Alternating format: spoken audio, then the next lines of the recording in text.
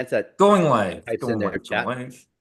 And we're going live now.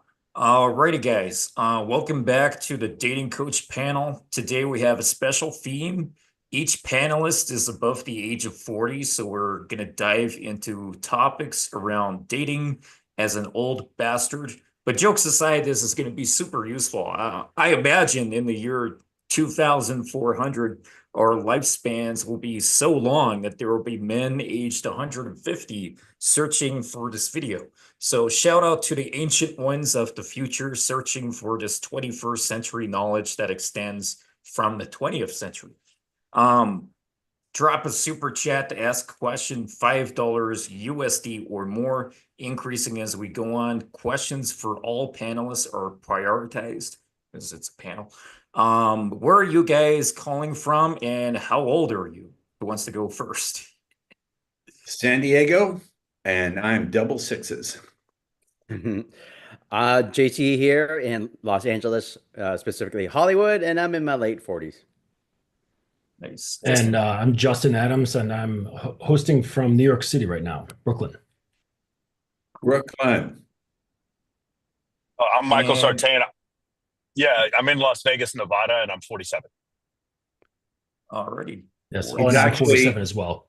He's actually in the Fuhrer bunker with Mr. Hitler.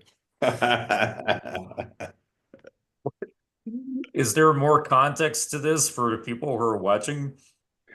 He knows what it's about. Moving on, moving on. We set the view to speaker now. All right, let me go straight into these questions. Actually, I got a question for Ross and Michael because both of you got a similar concept, but named differently. I was wondering if there were some similarities here. Breaking rapport and pattern interrupt, are they the same thing? I think breaking rapport is a way to pattern interrupt. They don't always have to be the same thing. And also, breaking rapport means something different if you're talking to like a sales trainer than if you're talking to somebody in like the dating aspect. So, for instance, what I mean by everything all right, Ice? Ice, did we lose you? He's back. Ice, did we lose you there? Crashed on me. I'm back. Yeah, continue. Yeah. Sorry. So I think the important term is pattern interrupt, just because breaking rapport, I know what it means, but a lot of people get very confused. And the thing is, you have to think about a woman's main existence, which is she is the prize. Men come up to her. Men are always offering her attention, free attention. They're always offering her sex, all kinds of stuff. So her normal mode of thinking is she's the prize. Every guy that she talks to wants her. And so when you break that rapport or you do a pattern interrupt, then that's something that she's not used to. So for me, I go up to beautiful women. I'm like, what up, bro? Like they're not used to that. They're used to men showing massive levels of intent off the rip. And for me, I just believe that shows lower status. So I make them work for my intent, which is also a break in rapport. And then lastly, they show up to events with like 20, 30 girls, which is another break in rapport. It's a pattern interrupt. They're not used to seeing that. So instead of me competing for her attention, she is competing with other women for my attention. And that's why I would say it's a pattern interrupt or break in rapport. So for me, pattern interrupts are a tool to create suggestibility. I got this from Milton Erickson, who I think was the grandfather of neurolinguistic programming. Erickson frequently used pattern interrupts to create states of suggestibility. So when you interrupt someone's pattern, you create hyperfocus and suggestibility. Now, my message to everyone watching, whether it's the context of seduction or sales or anything else, the currency of seduction, influence, persuasion, sales is focus. So for me, anything that interrupts a pattern creates intense focus and suggestibility. And from there, if you have the skill set, you can move people to different states of consciousness. And as we know, people make decisions and drive their behavior from their states of consciousness. But just for example, as a pattern interrupt, if a woman says, give me your number, she's expecting the following responses. She's expecting the guy to say, okay, here it is, or to argue with her, or to beg or plead. So I interrupt the pattern. I say, no, Debbie, why would I put the burden of making sure we get to communicate again on your shoulders? Isn't that my job as the man? Now, that's a complete reframe of the situation, gets a laugh, and resets the entire conversation. Now, that's not going to necessarily get me laid, but it gets me back in the game. So it's just one small example. I use pattern interrupts frequently in my therapeutic hypnosis practice. It's just a way for me to generate suggestibility. That's all I'm trying to do. And suggestibility is a step towards generating compliance. I see. Interesting. Do any of your other guys have any thoughts on those things? I think pattern interrupts happen all the time. I exercise them, but without the intent on doing so, like with this conscious choice of saying, okay, I'm listening to what she's saying, and I'm going to strategically say something that creates this sort of thing. I think that just your being in itself can create a pattern interrupt. Simply just by sticking to whatever it is you are, having a strong set of codes, principles, and rules will prevent you from ever falling into her frame, which it just ends up being a pattern interrupt. So I take a slightly different viewpoint because, both myself and my clientele are not conventionally attractive. We don't really fit the Anglo-centric beauty standard. So for us, the heuristic of a lot of American women is they see a short Asian guy, looks totally international, complete fob, immigrant. That's the pattern that they have of us, right? That we're a foreigner, immigrant. And so I'll have like some 5 foot nothing Asian guy, heavy accent, right?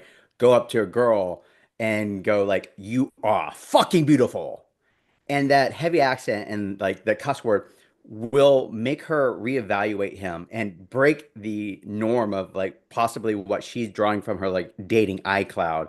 Because if the Asian guy looks like a stereotype, walks like a stereotype, talks like a stereotype, how is he going to be treated like a stereotype? So in that regards, I'm trying to break her I guess pattern of kind of thin slicing someone that looks like a foreigner.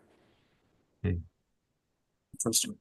Alrighty, moving on to the next one. Hey, real quick, Oh yeah, go ahead. real quick.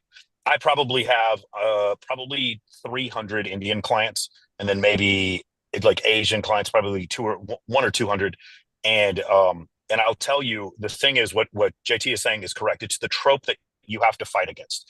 And so I tell some of my Indian clients who just throughout their whole life have just never looked athletic to look more athletic, to be louder. To the other thing is, this is getting really deep, but there's a way you break rapport with the way you speak. And when you get around really attractive women, does your voice go like this? Hey guys, what's going on? What are you guys doing? Does your voice crack? And one of the problems is with the traditional Indian accent, there's these up and down pitches that happen in the middle of sentences that make sense if you're in an Indian context, but when you're talking to American women, they sound like you're seeking rapport, which is a problem. And so there's these little things that I try to have my guys do that make it so that you don't fit the trope of like what JT is saying. There's a trope that they have. Basically, the Indian guy is going to, ask for Bob's and Vagine, et cetera, et cetera. The Asian guy is going to do this. He's going to be timid, et cetera. And my clients they need to have a deep voice, speak extremely loud to break that trope. That's the main thing that I recommend people do. So yeah, I mean, I totally agree with that. Like you can't have them, or 80 women find 80% of men to be unattractive. This is according to the OkCupid survey. Several different dating app surveys show this. So a woman's equilibrium is that you're not good enough for her. So you have to break that trope in order for you to get her attention. The OG Nice. is in the house. Eric Weber. Oh my God. Yeah. So honored. Mr. Weber, I read your book, How to Pick Up Girls, in the late 70s. You interviewed the fabulous, was it 52? How many women? I think it was originally 25. The numbers reversed. Yeah. Not 52, 25.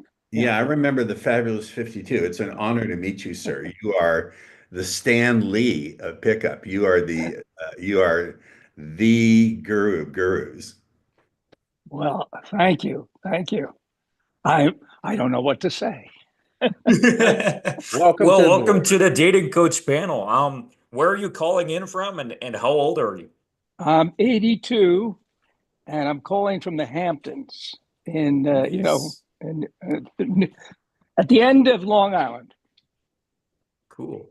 Beautiful. Well, I got a few questions for you specifically. Thanks for coming along. Eric, do you have a message for Eric von Markovic, Mystery, one of the famous pickup artists? Do I have a message? Well, Yeah. on what subject? How to pick up women, or how to relate to women? Just anything in general. I have Mystery on the channel all the time. So if you got something to say to him, we can just this is being recorded, so I can just send that over to him. Okay. If there's any message for him or Neil Strauss that you want to say. Neil Strauss. Neil Strauss made me look bad, and he interviewed me years ago. Oh. In the early 2000s, I was editing my film Second Best, starring Joe Pantoliano, and Neil interviewed me and said my shirt was buttoned up too high, that I kind of looked like a dork. He said that I had greasy, pockmarked skin. He's a Shonda and a Putz. I know you're in the tribe, so you understand what a Shonda is. I do indeed, yes. He's a Shonda. Anyway, my son is friendly with him, and says he's a pretty good guy. So I don't want to ride too hard on Neil. Alrighty, cool. Well, yeah, you started, well, just to go through your history briefly, you're responsible, for the guys watching, for a book called How to Pick Up Girls. And you also produced a TV show called, or a series called Wing Dad. Can you tell us a bit about those things? Sure. How to Pick Up Girls was a sheer kind of accident.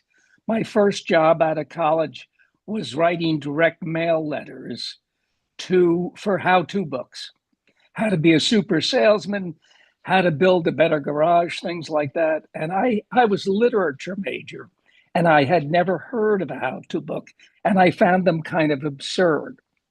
Anyway, a couple of months later, I get a job in New York City at a big ad agency on Fifth Avenue. And I see the most incredibly attractive women walking up and down the avenue. It's spring, short skirts. The mini skirt has just hit. And I'm thinking, oh my God, how do you meet these girls? And I thought, well, I don't know how, but I know there's such a thing as a how-to book now. I'll write a book called How to Pick Up Girls. And I thought the premise would be that I would interview 25 women. I worked in a big ad agency with lots of good-looking, interesting women. And I said, I'd interview them and I'd ask them straight out, how does a guy pick you up? And I did 25 interviews, and certain themes emerged in the interviews, like they like it when a guy has courage enough to approach them, not in a douchebaggy way, but in a sincere way or a slightly interesting way. They liked a guy to be neat and clean. They liked a guy who was kind, not too much of a wise guy. I took all those answers and I compiled them into the book, How to Pick Up Girls. I found a literary agent. He said, oh, that's great. I'd love to represent that. We can sell it easily. He brought it to every major publisher in New York, and they all rejected it. They said, this is the mid-60s. The sexual revolution is here. The pill is here. Guys don't need that book. I knew that was bullshit. But anyway, so I'm sitting with this book, unpublished. I'd worked thousands of hours on it. I thought it was pretty good. And I was lying on my shrink's couch complaining about life. I didn't have enough money. I was married. My wife was pregnant with our first kid. Nobody would publish my book. this guy was a strict Freudian who never said anything, but he piped up and he said, "You wrote that book. Why don't you run a mail order ad for it?" So I thought, what a great idea. I bought a third of a page in Penthouse with my life savings. I had $1,000 in the bank. My kid was about to be born. Ran the ad, didn't have the book, just had the manuscript. And thousands of orders came in with checks and money orders and cash. Tens of thousands of dollars. I took the money, ran out and found a publisher, somebody who put my book together, got all the books in mail, and all of a sudden I was in business with the book How to Pick Up Girls. Changed my life. Wow. Absolutely incredible. Russ has a similar thing. You got a response to that, Russ? Yeah, I did the same thing. I wrote my first book, How to Get the Women You Desire into Bed. I had one good copy, one leather-bound, gold-lettered copy that I would take on all the TV chat shows, and I would beg the producer to remember to give it back to me because that's all I had. And then I printed books up in between two pieces of cardboard, and my mother would sit at the kitchen table and just staple them together. I took all the money I had and I put an ad in Radio TV Interview Report, which was the Bible at the time of all the radio and TV chat shows, talk shows. And talk shows all the way into the mid 90s. One of the reels has gone viral of me in 1992, but you were an inspiration for me. You probably know who Melvin Powers was. I don't. Oh, he was the guy, he was the big mail order, teaching people how to sell books through mail order. He was the guy I learned from, but sei gesund. Thank you. To you as well. Yeah.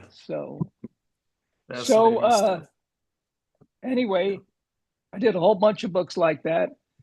How to Talk to Women, 100 Best Opening Lines. And then it kind of ran out of gas, and I decided to make movies then. And that's what I've been doing since 1996, for the last 30 years.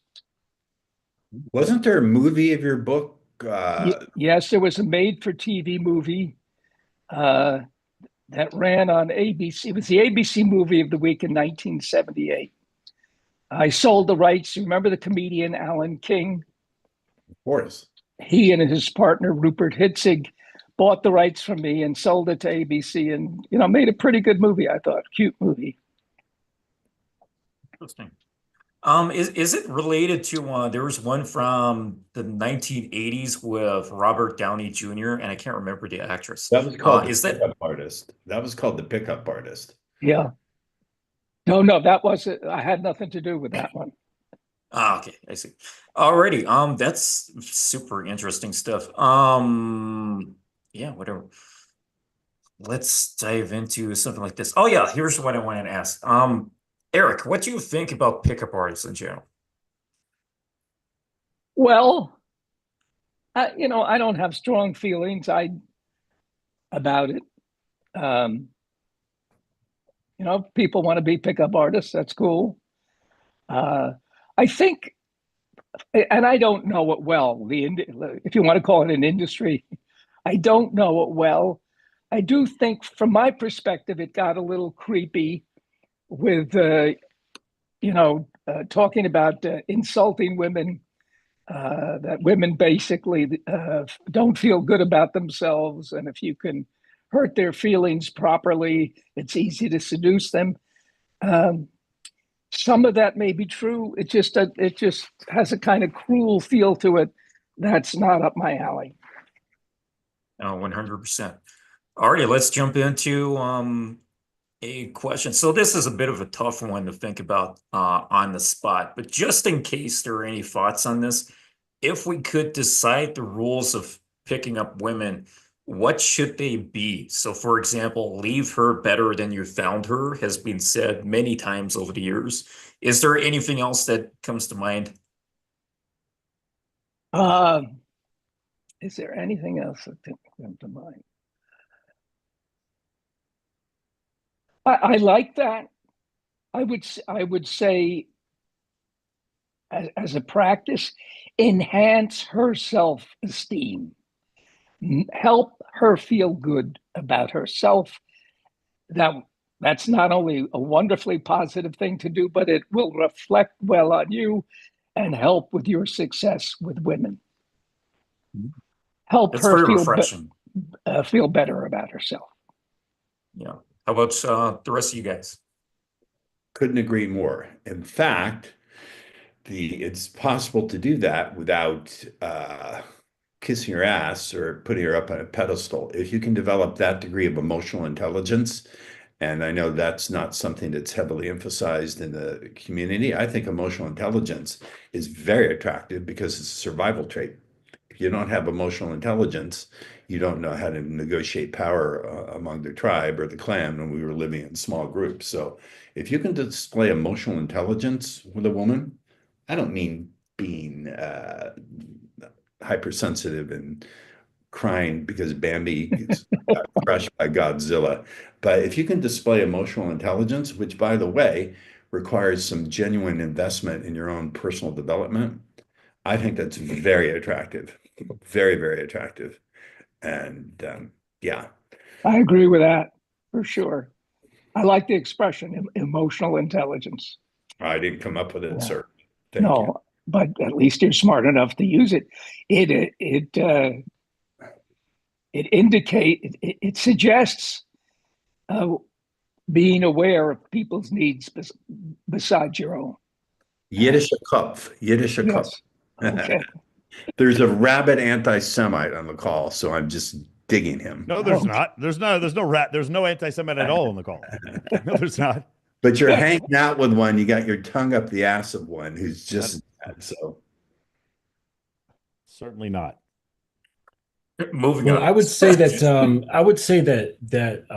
yes, that's true, but I think that it can go a step further and you become the anchor for that, right? So it's not just general self-esteem, it's self-esteem that is anchored through you so that you become the root of her sense of better well-being and not just an in general sense of well-being. And the process is to make that happen are detailed and long. I won't go into explaining that, but for maybe Ross, you go into things like NLP, although I don't believe in any of that stuff, but it's the end result. The end result is the same. Right? So I guess all the pathways. phobias I've cured have to come back because you don't believe in NLP. Right. But the end result is the same. And the point is getting into the mind such that you become an anchor for certain feelings, certain self-perceptions and beliefs. Forgive me. I've got to go, Mr. Weber. It's been an honor. I frankly only tuned in to say hi to you. And you should live to 100 and sei gesund and Am Yisrael Chai. And always great to talk to another member of the tribe. Shalom, shalom. Shalom. Just to go off a little bit more on what the other speakers have talked about when it comes to like roles of pickup, not just with women, just in pickup or self-improvement, is that you can learn to be confident without putting other people like down, right? I think sometimes there is this idea that if I win, someone else must lose, and I don't think that's necessarily true. But also, just to go a little bit further, is don't expect being good or picking up a girl to fix you, right? Like getting her is not going to fix you. Typically, a lot of times, it's just a symptom of potentially a deeper level problem that you might have. So just getting a girl, don't expect that to fix you. 100%. Super valid point. Like filling your own void with women. I think, yeah, actually we got some questions about that later on. Any other thoughts on this? As far as the rules are concerned, I think most important thing I think would be to just not lie. Like it's very difficult if you're not a super high status dude to just tell girls, hey, this is exactly what I want in this situation. But I have found that just the extreme levels of honesty, it's easier for me to sleep at night. I don't like to lie. One of the things is, because the girls that I date are I mostly like being with bisexual women. I never have to no, I didn't think she was hot at all. I would prefer to be just completely open and honest about all of it. And sometimes to my own detriment. But I think us telling the truth, here's the only thing I would say. is if your intention from the rip is you just want to have sex with a girl, you have no intention of being in a relationship. I'm not saying you have to say that off the rip, but don't say, "Hey, I want to marry you," when you know you don't, because we don't think about it from our standpoint as men. They have a limited time that they can have children. We have a much more extended time that we can have children, and we're sitting there wasting their fucking time when they could be having kids. Because we just want to fuck them and their friends. So that's the only thing I would say is just being honest. Totally agree. Sounds Alrighty, good. let's jump. Any other comments? Yeah, go ahead. You want to say something? Well, I don't know Okay. if we're going to get into this any further, but it's something that I've noticed, and it like has to do with wanting to get good at game, but and I guess pick up in order to feel better. And after working with some guys who are very good at it, right? They still have nice guy syndrome tendencies. They still lack confidence. They lack a core sense of self, but they become good at supplying themselves with the drug of validation, the drug of female desire, and things of that nature. So on the surface, everything seems to be going well, say from another guy observing them from the outside, say, "Hey man, you're constantly around women, you're constantly getting women, you must be doing great." But if they were to take a break from that, say like for a month, they would go through withdrawal symptoms in the same way an alcoholic would. Because they've developed just a keen way to get the drug that they've been after, because, say, being a nice guy, that method of drug procurement didn't work. So they spent time in reading books and practicing and going to coaches and all this to supply that skill so they can get a lot better at it. But they're still just a drug addict. Yeah, I mean, I think that goes into like the pickup industry itself. I mean, obviously we have like multiple schools, different, realms of thought, and one extreme is like get the result no matter the cost, right? And you can be like the pickup artist that has enough technique to get that model, but then she wakes up and realizes you live in like your parents' basement and there's like a jar of urine next to your bed, right? It's like your lifestyle is just awful, but yeah, technically you're good enough. But, other things feed into, like you're saying, like your confidence and your happiness. And it isn't always about women. Women typically is a symptom, not always, but a symptom of potentially a deeper lying issue. What really makes a person happy? They say women, but then they get all the women and they realize, no, there's something else that's missing. I got another question for you, Eric. What's the secret to, I'm assuming you're a married man. What's the secret to a Yeah. happy marriage? How long you been married for?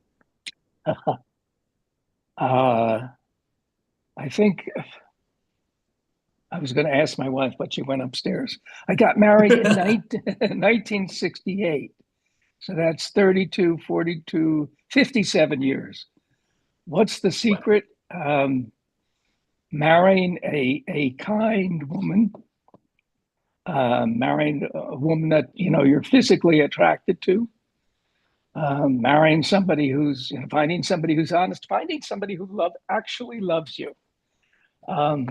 I think is probably the most important thing. Somebody you sense loves you for just who you are.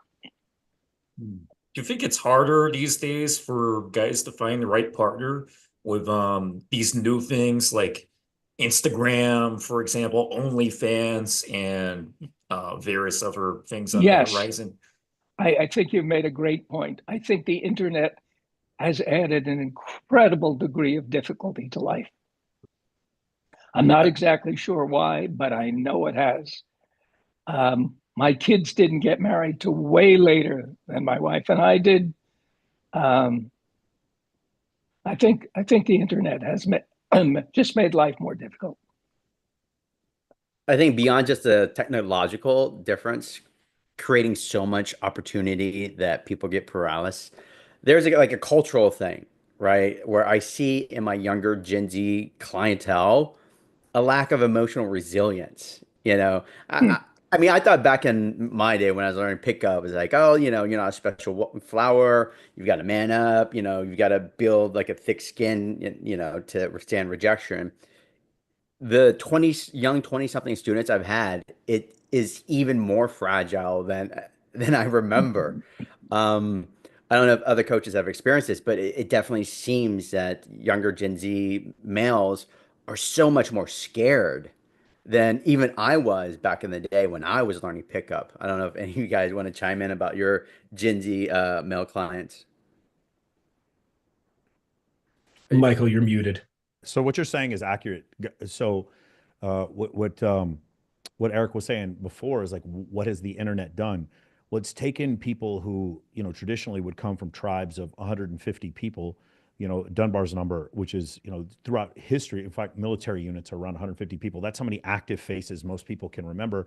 And then it's given you like, if you really were to take a look, if you were to scroll on Instagram, the number of impressions that you receive of other people in their lives, the human mind is not evolutionary matched for that. And because of that, it causes a level of paralysis. There's just pornography does the same thing. It causes men to start having unrealistic expectations about the women they can get.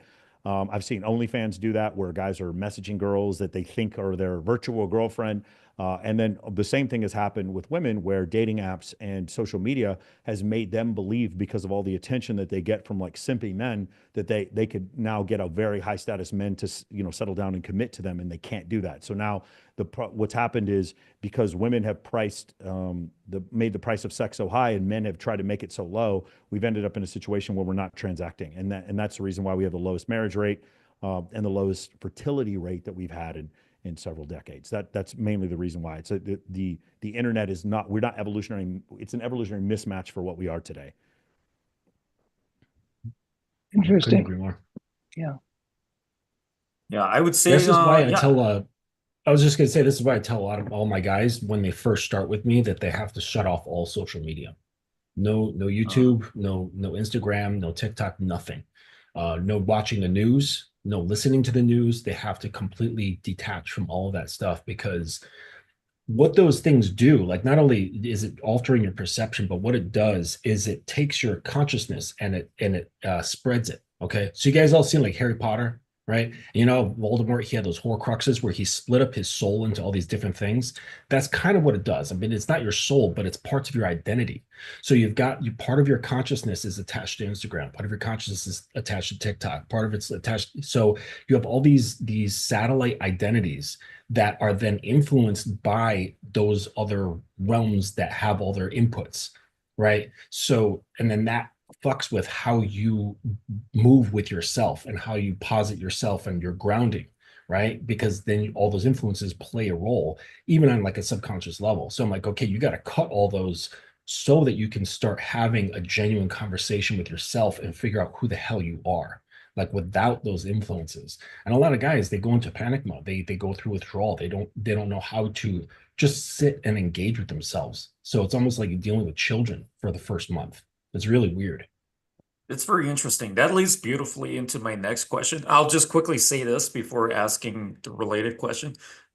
Similar to that, there's information overload. So back in the 1700s or so on, there wasn't much information going on. You're exposed to more information in one day in the 21st century than any person was in their entire lifetime a few hundred years ago. In one day, compared to an entire lifetime a few years ago, just to sink that in. So that's something completely crazy. I'll go through this question so we can continue. How important is it for men over 40 to be virtually present? By virtually present, this means having things like Instagram profiles, a Facebook profile, and potentially online dating profiles.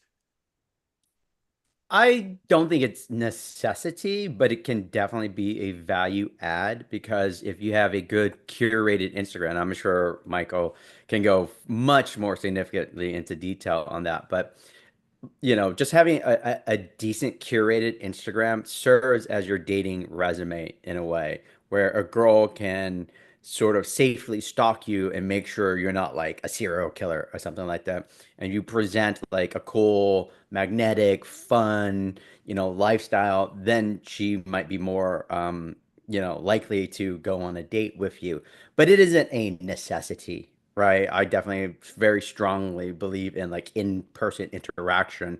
I that's where I personally shine. But I do have an Instagram. It's decent. It's not expert level or God level, but it's decent enough where a girl adds me, she'll be like, okay, he's really cool. And I've got compliments on it, and a girl will like, raise up something that she saw on my videos, my reels, or my stories, and it helps. So, You're muted again, Michael. Well, I think one of the most important parts for Instagram is that I get invited to, parties where there's like 7 girls for every guy. So the ratio that you're looking for. So for me, in order to do that, in order to be a part of that whole scene, I have to use Instagram. I also, whenever I throw events and I want like 300 or 400 girls to show up, I think Instagram is really, really powerful for that. And having an Instagram that doesn't make you look like a chomo or some kind of weirdo with like blurry pictures or whatever, you don't show any status. I think it becomes problematic.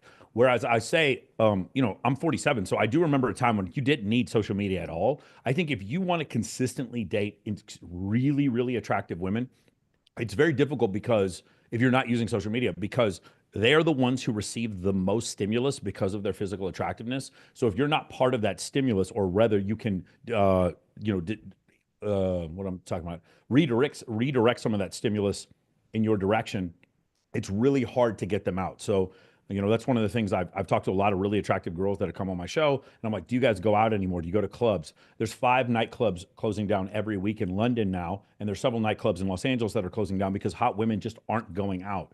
So I use social media to create massive events, and those massive events, like a great example would be a mansion party in the Hamptons. That would be a great place to. I would invite 2,000 women to a mansion party in the Hamptons. Now I take a bunch of women that generally don't go out, and now they're in a place where I am, and there's like 4 girls for every guy. So I think the only way to really do that, you can't do it on TikTok, can't do it on Twitter, can't do it on Facebook. You used to be able to do it on Facebook, and it's really hard to do it with text messaging. Instagram is the greatest way to get where there's a ratio of way more women than men. it's a great way And to it's get. a long-term game too. It's a long-term game. So, you're going to get older, you're going to eat more food. And if you're serious about dating and networking, then playing the long-term game is going to be a good thing. Anyway, I'm looking forward to this Michael Sartain party at the Hamptons with Eric. That'll be fun.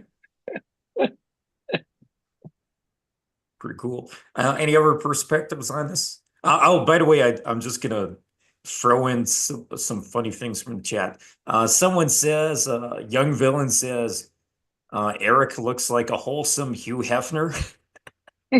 And Still I Rise says old approach. That's some hilarious shit right there. Instead of cold Anyway. approach. That's good. Continue. Any perspectives? Yeah, I mean, like these days, it's sort of like a bittersweet sort of thing, because it's certainly something that you can leverage to your advantage, right? But at the same time, just like with any market, whatever has the market, whether business, people, networking, products, services, you name it, when you go into that, you are now willingly subjecting yourself to the whims of said market. And so you have to, I think just guys have to understand it. Like when they do get into a market that they don't have full control, that they have to submit to something in order to play along, right? Which is something that personally I don't like to do. I'm not going to submit myself to a market. Now I realize that comes with a cost, right? Like I'm not going to be bringing through a wide range of women. That's just not what's going to happen. I'm very, very niche, and I'm very satisfied with that. So it's you kind of have to like, take your shit sandwich in whatever way you want to take it. All right. How about some stuff about Wing Dad? What's going on with Wing Dad? Your grandfather, right? Yeah, Tell us about Wing Dad. Wing Dad, my son Nick has a band. It's not really active, called Girl Problems, and he and Charles, his band partner, did an album a couple of years ago that I think had 10 or 12 quite funny and quite good songs about about girl problems. And to promote it, they decided to do some videos. So I got to play myself in one of the videos where I come into Nick's room and I say, hey, Mom and I are worried about you. You're not married. You don't have a girlfriend. And I show him my book, How to Pick Up Girls. And I say, you might try some of the techniques in the book. And he does. And through some really mishaps, he finally gets a girl. And so the video seemed to do pretty well. Got a lot of play. So we began doing these little 4 or 5 minute videos with me helping him, often in a kind of pervy way, trying to be funny. And you can see them on YouTube. We built up quite a following. We haven't made one in years. The pandemic came along, and we just didn't want to put 8 people in a living room for a couple of hours and shoot. And there's lots of extremely attractive women in the videos. One of them, Kelly Ben Simone, is a friend of my son's, and she's in many of them. So they're only 3 or 4 minutes long. I think they're pretty entertaining. I think your son should connect with Michael over here. That would be pretty interesting.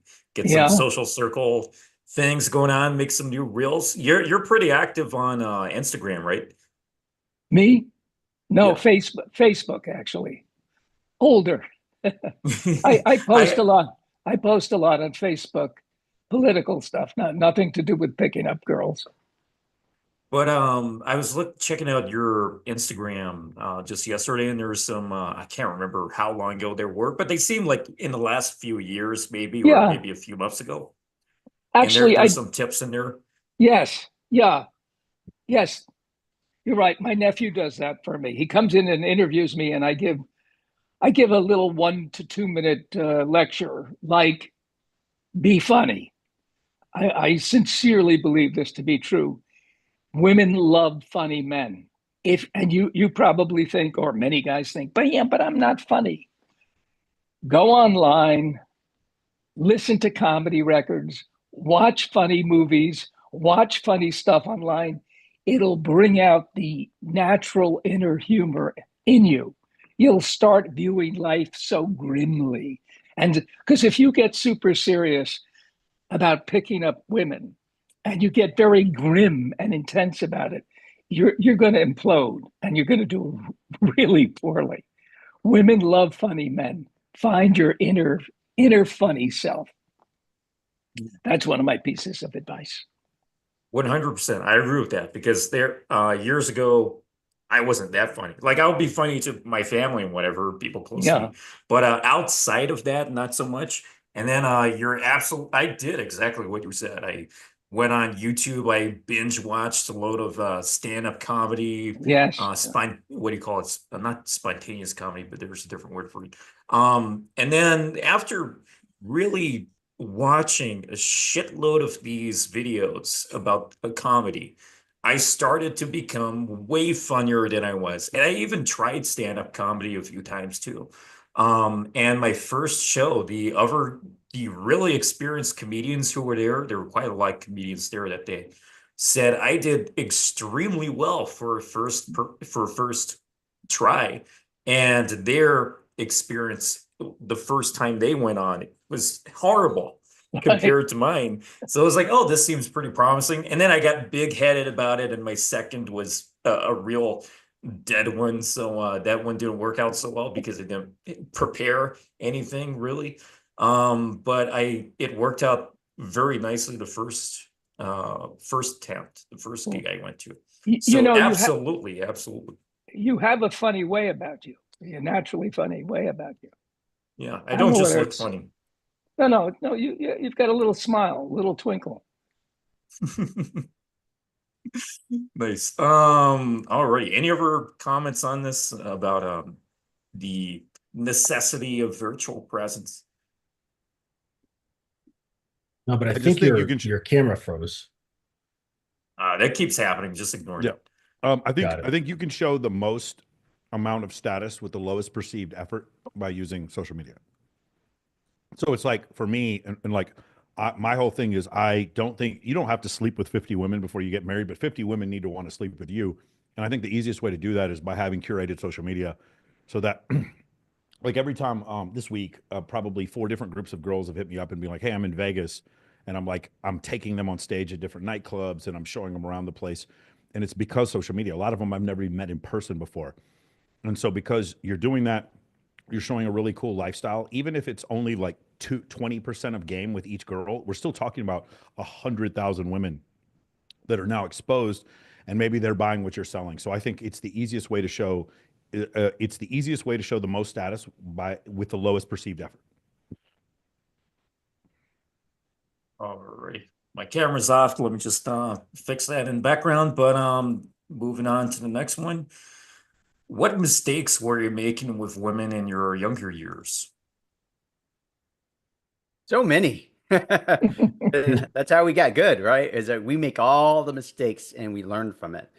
Um, I mean, obviously, like the biggest one is always, I think, for a lot of guys, believing sort of like the mainstream dating advice. If you're nice to girls, if you do all the socially acceptable things, because I was raised in a very, traditional Asian household, like, you go to school, make good grades, get a good college degree, get a good high-paying job, buy a luxury car, and have a nice place, then women are just going to automatically fall into your lap.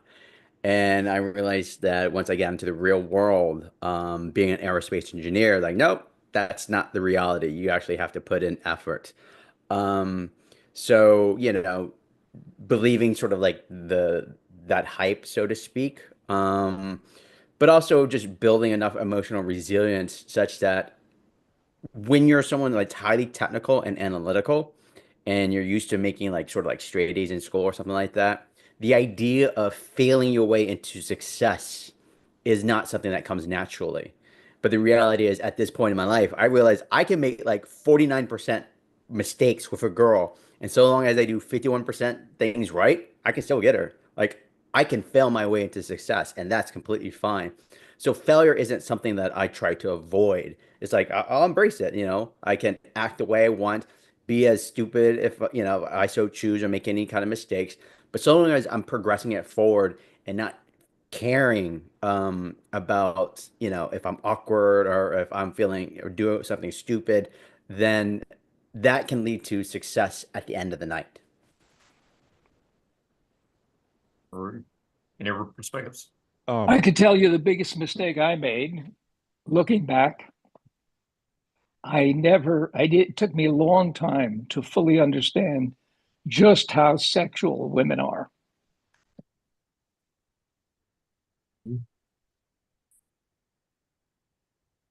Also thinking that they're all sugar and spice, everything nice, but they're actually really dark, horny, Well, extremely sexual characters. not dark, but that they have very powerful erotic feelings, and they're very, not all of them are tuned into them, but I was much too tentative and shy, and didn't fully understand how intensely sexual a lot of young women are.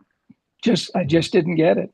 I was going way slower and more tentatively than they were. Looking back, I think of all the women I should have been more sexually aggressive with. Yeah, like especially like Gen Z girls nowadays. I think I'm trying to remember the study, but I think Gen Z girls have watched more porn than I did when I was growing up. Like whenever I'm like talking to a Gen Z girl, like they're so much more familiar with all the different types of kinks and sexual fantasies. Like when I was in New York, I pulled with my student like these 2 college girls, and I was like, "Oh, what's your kinks?" It's like, "Oh, I like to be choked." Like I don't think I've met a single Gen Z early 20 something girl that has not told me that she likes to be choke fucked. Like it's crazy, right? So definitely I think Gen Z girls are even more sexual than, those of us of like the Gen X and previous generations. I think they've always been that way. I think that just the way culture is now, it's more acceptable to explore, express, and just own what that is. Like if you guys mess around on X at all, like it gets very real and very sexual, very fetish and kinky very quickly if you wanted to. All kinds of just very easy to get into conversations, which can lead to other things. Just almost within like an hour. You doing some Reddit game too? That's funny. Reddit, no, but X it's like shooting fish in a barrel. So the two biggest mistakes, number one, we were talking about breaking rapport before. So it's seeking rapport. So when women, this trope that nice guys finish last, or girls don't like nice guys or whatever, what they don't like is a man who does not set boundaries and is easily manipulated. And so the thing that I found was, kind of putting up with bad behavior because I really wanted the girl to like me, and then not realizing that the more I did that, the less she would respect me in the long run. And then being the first guy, like my ex-girlfriend is like this, 23-year-old world champion bikini model. And I was the first guy to ever tell her no to anything.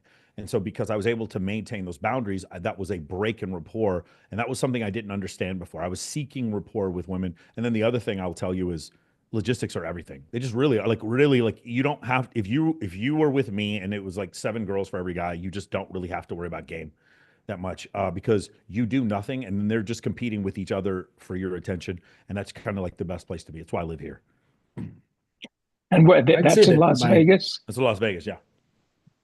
I'd say my probably the biggest mistake, or the biggest thing that I've learned from the mistakes, is that it's all about me.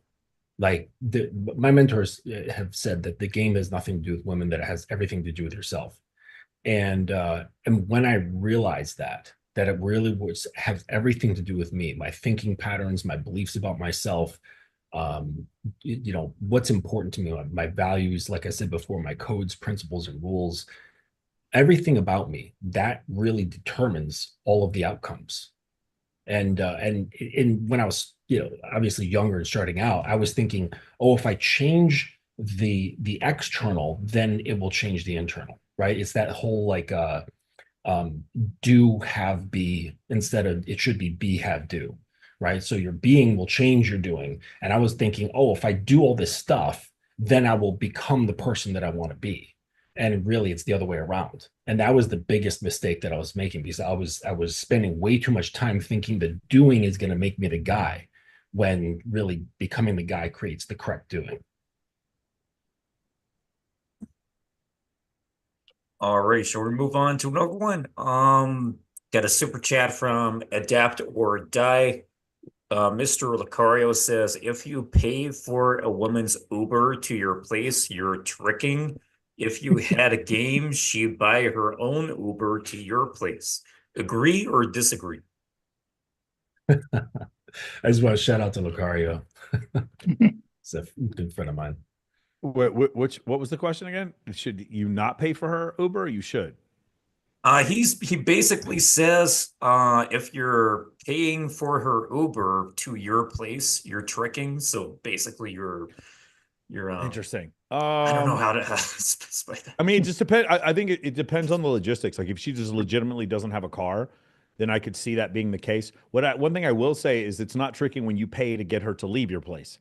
And what I recommend to guys do, if you're on a date with a girl and it's just not going the way you want, I end it quickly. I yawn and I say, I got to get up for work in the morning. Let me call you an Uber. When you're spending money to get a girl to leave, I think it sends a very different message often. And I've had situations where I've done that before. And then the next time I hang out with the girl, she was way more receptive, because again, I was able to establish boundaries. It's not that women need a guy to be an asshole. She just needs a man that she cannot manipulate. That's it. And so when you have that, I think that's probably works the best. But I don't think getting an Uber for a girl, especially here, it's not that expensive. I don't think that is a function of being a simp or tricking off.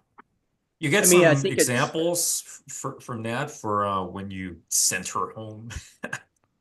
Yeah. So there was one girl that I'm seeing now. I'm still seeing her, just gorgeous, like a Chinese girl, and she's half, and she's we went on a date one time, hung out, and at the end of the date, it was just like very clear. I was like, okay, do you want to she came up to my hotel room. we're like making out. It was very clear it wasn't going any further. So I just yawned. And I was like, hey, let me call you an Uber home.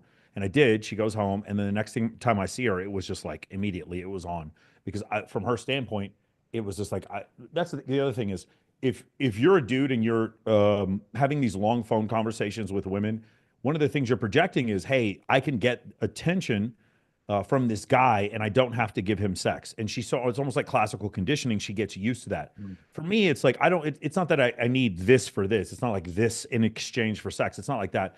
What I do need though is if I want to have sex, we're going to have sex. And if you don't want to do that, that's fine. But there's almost like there's a limit to how much I'm going to participate in your life. And you need to understand that because the majority of men that she deals with don't do that. There's just like they basically give her the farm just because she's pretty. And so I think it's really important that you make a woman earn your intent. You make a woman earn your attraction, and you don't just give it away to her because she has blue eyes. And that's what's worked fantastically for me is that girls expect me. There's no girl you'll ever talk to that said I'll ever hit on them. I don't have to hit on them. I basically just create these events and then invite them back to my place, and they come back, and then next thing you know, one thing leads to another because I get steady compliance on the way there. I don't have to show any intent at all. And that's what I've taught I'm at 3,500 clients now. And the other part is when I teach guys cold approach, which I do, I have 8 cold approach boot camps that I do every year here in Las Vegas. When I teach them cold approach, it's cold approach to build a social circle, and it's cold approach with what are called invite openers, and then there's also we're offering value. When you do that, you're not doing it to show intent, and because you're not able to do that, you're able to collect people for your social circle, and then from there it becomes very easy. Again, it goes back to what I said before about logistics and ratio. That is the ultimate secret. You can be the biggest weirdo in the world, but if there's 7 girls for every guy, then it works out. It makes a lot of sense. I thought about it before in terms of, especially in terms of messaging, setting a pattern. You're setting a pattern if you're messaging her too much without going for the meet. And you're setting the pattern of basically you're just pen pals. The pattern is that you're not meeting. So essentially the message I'm taking out of the first part of what you're saying is yes, if you're setting the precedent and the pattern that you're not going further, then it's not going to go further because you're just not taking it that far. Yeah, the precedent is she gets validation and attention in exchange for nothing. That's the precedent that you're setting with her. And for me, it's like it's not specifically sex, but I need to know you're genuinely attracted to me and that you respect me. And part of showing me that is we have sex. And so if we're going long periods of time, and like my ex would do this, she would call me like from Houston, and then she'd be on the phone for like 3 hours. I'm like, we need to stop. Like when you get here, we can talk for a while, but I don't have 4 hours to spare right now. I've got to work, and so that's something you have to do is have them understand that they need to respect your time. And you'll notice even though they may complain about it, they're just far more attracted when you can maintain boundaries. 100%. I have a wife and I got to kick her out the office all the time. No way. And then she comes back all lovey-dovey. I would take that even a step further with one of those boundaries that you're talking about, Michael. And one of them that gets created is when a man can curtail his lust, right? Because it doesn't matter. Like if a guy has all the best game in the world, or even the best social circle or what have you, if that lust is on the forefront, right, you're automatically playing on her chessboard. So it doesn't matter what you've got going on. You basically already lost before you've begun. So I think one of the strongest boundaries then is to learn to harness control over that lust, because that's basically a woman's strongest card that she can play, right? So once you take that away, it's like, plus you have all of your other boundaries and standards and requirements and things that you're looking for. Now there's really nothing left but those boundaries, and looking for the compliance and things that Michael was talking about. Then it's like whatever happens, it comes down to what you want to happen, right? Like whatever happens, you're the person who says it does or it doesn't, because there's really no more leverage on her part anymore. I'm gonna circle back to the original question about getting an Uber. And play devil's advocate because I live in Los Angeles and it's a highly flaky city. And people geographically in, say, Santa Monica will not date people in downtown LA. right? Just because of how spread out it is. So getting an Uber for me is not that big of a deal. Now, I'm not gonna order $100 like Uber Lux for some mid-looking girl. But for example, I had an Uber for this, blonde model that she'd been in the Super Bowl commercial, and it was only like 20 bucks, right? It controls for logistics because here, like LA girls, they have like so many options. Not just your standard, oh, he's good looking, he's rich, but you got to deal with geography, you got to deal with fame. So not only is it you're able to reduce the flake rate and control for logistics, like she's going to show up, on time. But also I seed it with what I will eventually go with, like the pull back to my place, because I'll send her like a picture of my dog, say, hey, lady says that, friends don't let friends drink and drive. Would you like me to order you an Uber? Right. And then later on, I'll just bring it up. It's like, hey, would you like to meet the cutest dog in the world? Like, we live right there. So, I find it's easy to control for logistics. I'd only do it for someone that's actually like really attractive. And obviously, it's going to be dependent upon your city and how much you're willing to spend. But, getting an Uber, I don't consider that big of a problem, unless you're like really overextending yourself for some girl because, she's average or below average looking and you're doing it out of desperation. So I'm in Lima, Peru, and Uber is super cheap here. If I don't go out every single day, but let's say most days that I go out, I'm always using Uber. I never use the bus because I hate Peruvian, but I just hate buses in general. But Peruvian buses, goddamn, hell no. It's so cheap here, and some gringos would consider using or paying for a woman's Uber. I still wouldn't consider paying for a woman's Uber, even in a place like Lima where it's so cheap. Like, just to give an example, depending on the place I'm going, it's probably going to cost me $5 or less. That's how cheap it is. Like, normally it's less than $5. It's crazy. So, And that's for like a long ride too. Like for $5, you'll get a lot of wheel time. Yeah. yeah, well, it depends on the time because, traffic here is crazy. So the price can spike up and stuff like that. But if I was dating a bunch of Peruvian women in the city, like all over the city, I still wouldn't pay for their Uber because they can just pay for a bus like every other Peruvian person. It's like, how do they get around normally? Most of these women aren't necessarily, well, taxis are very popular in Lima. It's like I would never take a taxi in New York. I would always use the fucking subway. I don't know how it is in Los Angeles, but traffic I imagine is worse than it is in Lima, and Lima is bad. And there's hardly a subway in Los Angeles anyway, compared to New York and London. But still, I wouldn't pay for a woman to travel because, like, how does she get around normally? Right. It's not like I don't know.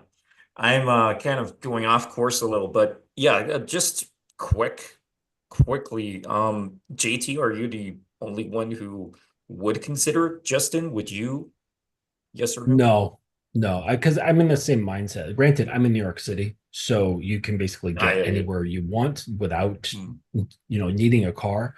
Just like millions of New Yorkers do, they don't have cars, and there's a lot of options, right? I mean, there used to be Revel, which was great here. That was fantastic, and then they canned the project, where there was those scooters, electric scooters. You just grab one of those, hop on, go where you need to go, and leave it where your destination is.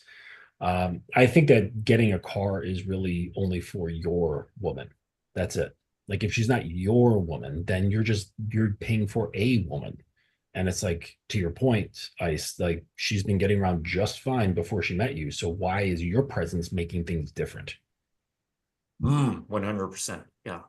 How about you, Michael? Because when I came to Vegas, I was kind of freaked out by not freaked out. I'm just not used to these cities like Las Vegas being so reliant on cars. When I was there, I was like, fuck, I'm just so used to walking around in cities like Tokyo, London, and my own city in Canada. It's just very, very, very car reliant. And I was like, there's nobody on the fucking sidewalks apart from the Strip and the Fremont Street. It's just like a ghost Yeah. town. It's all cars. Yeah, yeah. I mean, it's all cars here. I mean, I have a car here at my high rise, and I pick girls up and my friends, and there's no traffic here either during the week. So, yeah, it's a very car heavy city. Whereas, like, and there's no traffic. It's not like when I used to live in Austin, and that was the worst because the traffic there is just miserable, and everyone had a car. The thing about Los Angeles is that, you know, they're big enough to where they could have public transportation, but nobody uses it. There's nowhere to park. Chicago's kind of the same way. Nobody even tries to do it in New York. In New York, there are cars, but it's usually Ubers or taxis. But yeah, the logistical thing is everything. It's one of the reasons why it's really funny. I lived in LA for 2 years, and I remember there was this point where I realized that I had never dated a girl in LA while I was in LA. Several girls would come from Vegas to see me in LA. But when I lived in Vegas, I would date girls from LA all the time because when I'm in Vegas and they're here, the logistics are all set for me. But when I'm in LA and they're in Santa Monica and I'm in West Hollywood, I'm fucked. I'm completely fucked. That's why, like, I can't. Los Angeles has some of the worst logistics I've ever seen. I remember I was going to make a video at Runyon Canyon with Kindly Myers. It's like a huge Playboy model. She was going to come to Runyon Canyon, and we were going to do it. And she was in Santa Monica, and it was an hour and 53 minutes from Santa Monica to Runyon Canyon. Just madness, madness living in a place like that. So I think having really good logistics and living in a city where there's like less traffic, like again, less traffic. Vegas. More beautiful women per capita. Vegas. No state income tax. Vegas. No humidity. Vegas. Insane pool parties. Vegas. $100,000 bikini competitions. Vegas. 8,000, 10,000 girls trying out for the nightlife jobs and the pool jobs, and all of them have outrageous bodies. Vegas. That's why this is better, is just because the logistics are here. And then I can look right here and I can see the Aria like right outside my window. Like just being that close is what makes it so incredibly good. So I'll tell you, you could have a really bad game and have really good logistics. Like you happen to be like, just say a videographer who works at the Playboy Mansion, which I was a videographer at the Playboy Mansion back in like 2015. And you're just gonna meet women just because there's just so many women around. 100%. Got a question from a super chat from Adapt or Die. What's more optimal, direct game or indirect game, and why? I mean, it all depends in context because I teach both, right? Indirect, I think, is typically more useful for someone who might be more beginner level because it allows you to practice managing your approach anxiety, learning how to banter, crowd control. And for some people, that's just their style, especially maybe if you're like a bigger guy, right? That might sort of like set off more safety alarms. While direct, it focuses more on your masculinity. You're projecting your sexuality and your dominance. And like that is my preference. But again, it's going to be up to the individual and the context. Like why I encourage, especially for my Asian clientele and anyone who isn't conventionally attractive, is because it breaks that heuristic, right? Like the majority of women do not expect like a guy that looks like me, that is short as me, to come in just direct on some 6 foot tall girl and say like, you're fucking beautiful. Um, so it depends on the context. How old is he? What's his sexual market value? What is his skill level, as well as what is his emotional state and his confidence, right? So it depends on the individual. So it's not like one size fits all, right? Where are you approaching? What type of girl are you approaching? And where are you in life, both skill and mental? Oh, I'd I have to just agree remembered one that, thing I was oh, go gonna ahead. throw on the Uber thing, and then continue with this one. I don't have time to coordinate her movements. Like as simple as that. Like I couldn't possibly spare the time to like plan her Uber. I know it only takes like 20 seconds maybe, but I don't have time for that shit. I got plenty of fucking things going on. So she can make her own way. But yeah, carry on.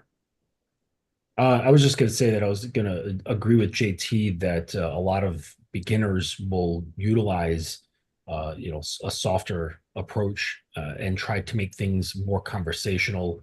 And for those that are shy, that are unsure of themselves, then that's usually the path that's taken. But as you go along this path and you get more in tune with yourself, your own desires, your needs, your values, your kinks, and all that stuff, then and you stop giving a shit, right, about what people think of you. You stop giving a shit what women think of you.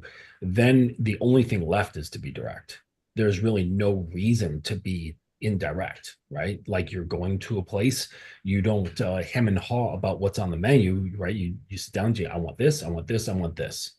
And that's just the way it is. Like after you're very convinced on knowing what it is you want and need, then it's pretty easy to just communicate that straightforward. But it requires having a solid sense of self for sure. So for me to go to direct means that I'm showing her sexual intent. She has to earn that. So I have a saying, if I like a girl, I introduce her to a girl I'm sleeping with. I always want lots of girls around. I want her to very clearly see that I'm pre-selected and that I'm going to treat her normally just like everyone else. And for her to get my intent, she's going to have to earn it. So I'm very, very strict about that. And that, I think the other thing is, I'm around some of the most beautiful women in the world, and I ask them the question all the time, like, how did you meet the last 5 guys you slept with? And it's never cold approach at a bar. Like never. When I mean never, I mean absolutely never. It's always dating, or it's always either they met them through social media, or about 80% of the time it's a female who introduced them, or a male friend that introduced them. So like through some social circles. So that's just what I do, and then I don't show any intent until they actually earn my intent. They have to literally show me they're going to give me my full intention and show genuine desire. Then they'll get sexual intent from me. Any other thoughts on this? Yeah, I'd have to agree with that. And what I was saying is not the sexual intent. I mean, just in being able to communicate directly with clear, concise communication instead of, hey, what did you tell me about the last vacation that you took, right? Like that's being, talking around the way, and it's unnecessary. But the sexual intent, of course, yes, I have to agree. I would be more in line with Michael Sartain's type of game, because my game would literally be, for example, my famous free things line. My aim is to identify what her ideal first dates are. So then I get her blueprint of fun. And then what am I taking her on? I'm taking her on one of the best dates she has ever been on, potentially, because it's specifically catered to her true fun, her desires, maybe. So that is according to her blueprint. And then because I'm focusing on the fun, the conversation becomes secondary. So I never really sexualize things. For me, it's all about, and I learned a lot about this from Michael over the last few years, the idea of compliance is much more clear to me now, because it's essentially what I have been doing and what a lot of guys have been doing. If she's still with you, Yes. going to the next place, like Mystery says, going to 5 different places, Yes. she's still there. Again, that is where the real interest is. If the offense stays on the field, eventually you're going to score a touchdown. If you stay on the field long enough. So again, I totally agree. It's a million points of compliance, and they start off with small pieces of compliance, like, hey, how are you? Then later on, you reorient yourself, and she orients herself in front of you, to the end where it's like, hey, take your shoes off when you come in here. And then it's like, hey, come meet my cat in my bedroom. Then it's like, come lay on the bed. There's just bigger and bigger pieces of compliance as you go along. But I don't believe in IOIs at all. And the reason why, guys, I used to manage a strip club. I used to teach girls IOIs that they would use on clients. I don't believe in IOIs at all. I only believe in compliance. IOIs, or attention, is above the belly button. So she sends you a nude picture. Compliance is below the belly button. She comes over nude. That's the difference. And so I only pay attention to indicators of compliance. I don't care about what attention she has. And here's the other thing. I'm not affected by it. I don't care how much she mashes her titties together and flirts with me. I don't look down at her boobs at all. I just look at her like a normal person, and she has to make me crack. She has to show, she has to sexualize things. If you guys want to see a great example of this, I host a show every other week with Rollo Tomasi called Access Vegas, and I watch how I make the girls turn things sexual. I never turn things sexual. I make them laugh, and they're always the ones who change the topic sexually. There's great ways to do this. There's a board game called Never Have I Ever. It's a great way for girls to turn things sexual without you doing. So for me, I don't show intent. The woman turns things sexual, and she's competing for my attention. When you deal with that, there's no LMR, and the women that you date are outrageously attractive. So that's the biggest difference.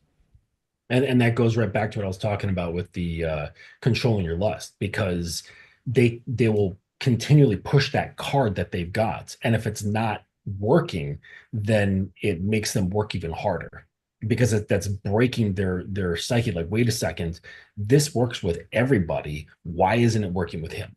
Why isn't he moving or even Yeah. flinching when I'm mashing my tits together? Yeah. Is there something wrong with me? Right. And that's the initial thing. Again, not insulting them. It's just I maintain boundaries. No. I look like, in addition, originally I was faking it, but now I've gotten to the point where this is real. I look like you're not that attractive to me. Nothing wrong with you. I'm sure you're a wonderful person, ma'am, but you're not attractive enough to me to get me to jump off sides, to flinch. You're not attractive enough for that. And then she goes and sees my social media, and it's further solidified that she wouldn't even make my top 50. And then from there, then you'll see she starts doing things to try to get my validation. And all of this is subconscious. If you were to ask her about it, she's not even aware that she's doing it. And I've just seen this, over and over again with everyone, from guys I've seen who are just really good with women to guys who are club promoters to some of my friends who are celebrities. I see this happening all the time where the girl, like, again, the greatest trick I ever found was if I like a girl, I introduce her to a girl I'm sleeping with. That works every time because what happens is she's chasing. When you're chasing, she sees all your flaws. When she's chasing, she doesn't see any of your flaws. She doesn't care about your flaws anymore. And it becomes way, way easier for you to move things forward, to continue to ask for compliance. So it's one other thing I want to say. Here's the biggest difference with compliance from everything else. When you're consistently asking for compliance, one, it tells you where you are in the interaction. And two, it causes her to invest, which generates attraction in her. Sorry, Lucario. Sorry, Mode 1 guys. You can generate attraction in women who aren't attracted to you, regardless of what anyone else says. And getting consistent compliance, or like they would say, cooperation from a woman over and over again, that generates, read about Florence Nightingale. Read about the Florence Nightingale effect. As you continue to invest in that person, you generate attraction in yourself. And so that's why compliance is so incredibly important. Sure. I just wouldn't want someone who's not attracted to me to be compliant. Like it's like what you're saying is fine. Just for me personally, I wouldn't want to take a mid and make them a high. I just want high. That's it. Like I just want the cream of the crop in terms of desire. And I would like add just a little bit of advice, like for guys to help along with this sort of thinking, is remember that any question you have, you can turn into a command, right? So if you said, I don't know, something stupid, I would never do this, but like, what's your favorite movie? You just turn that into, tell me what your favorite movie is. So basically, any question you have, and I'm not really a big fan of asking women questions anyways, but any question you have, if you need to make a question, just turn it into command. And this will start setting your mind into a position of I'm the person who's assessing her, not the other way around. Just to piggyback off of what both of you have said is I don't depend on IOIs because I can't. Like, I'm not conventionally attractive enough. Like, I lived until the age of like 24 before I had a girl other than my mother compliment me, right? So I don't ever, first of all, typically get any kind of IOIs unless I'm like, dressed crazy, peacocking and whatnot. It's based purely on generating attraction. I assume every girl that I approach is just not physically attracted to me, right? Because I'm approaching like tall, like, blonde, white, tall black women that have never dated a short Asian guy. So I come in and my idea is to generate attraction because she's not going to find me physically attractive. And that's just, empirical evidence, right? And through compliance testing, as Michael has said, it is shows like, a framing device where you're the leader, she's a follower, masculine, feminine, dominant, submissive, has her invest into you, right? And you are more able to tell how far along the path of seduction and attraction that you are. And you can generate attraction through having these intangible social cues beyond just like your physical self, right? So I depend like very heavily on like just dominance, action, and creating compliance. Because ultimately, at the end of the day, what is compliance, as the Gen Z, psychotherapists like to say, is compliance is ultimately consent, right? End of the night, you're getting the woman's consent because you've built up compliance in her mind and in her physically. Alrighty, let's jump on to the next one. How young is too young for women to be dating a man of your age. I wish Ross and Eric were still here.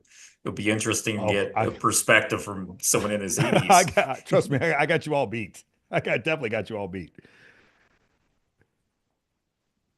Well, maybe Um, you can go first. Maybe you could, personally, I was saying this earlier, maybe you heard it, but I was saying like 21 to 25, well, under 25. That just annoys me. It's just a different kind of person you're dealing with compared to 25 and over. Just like I would just prefer someone who's more, for me, it's more to do with maturity. I don't have time to deal with some 20-year-old's insecurities and all this Snapchat type of shit. So you go younger than 25. How annoying are they, Michael? I want to know that first. it's not a like. Listen, this is like one of the top criticisms people give me. My girlfriend was 20 and I'm 46. I don't give a fuck what people think.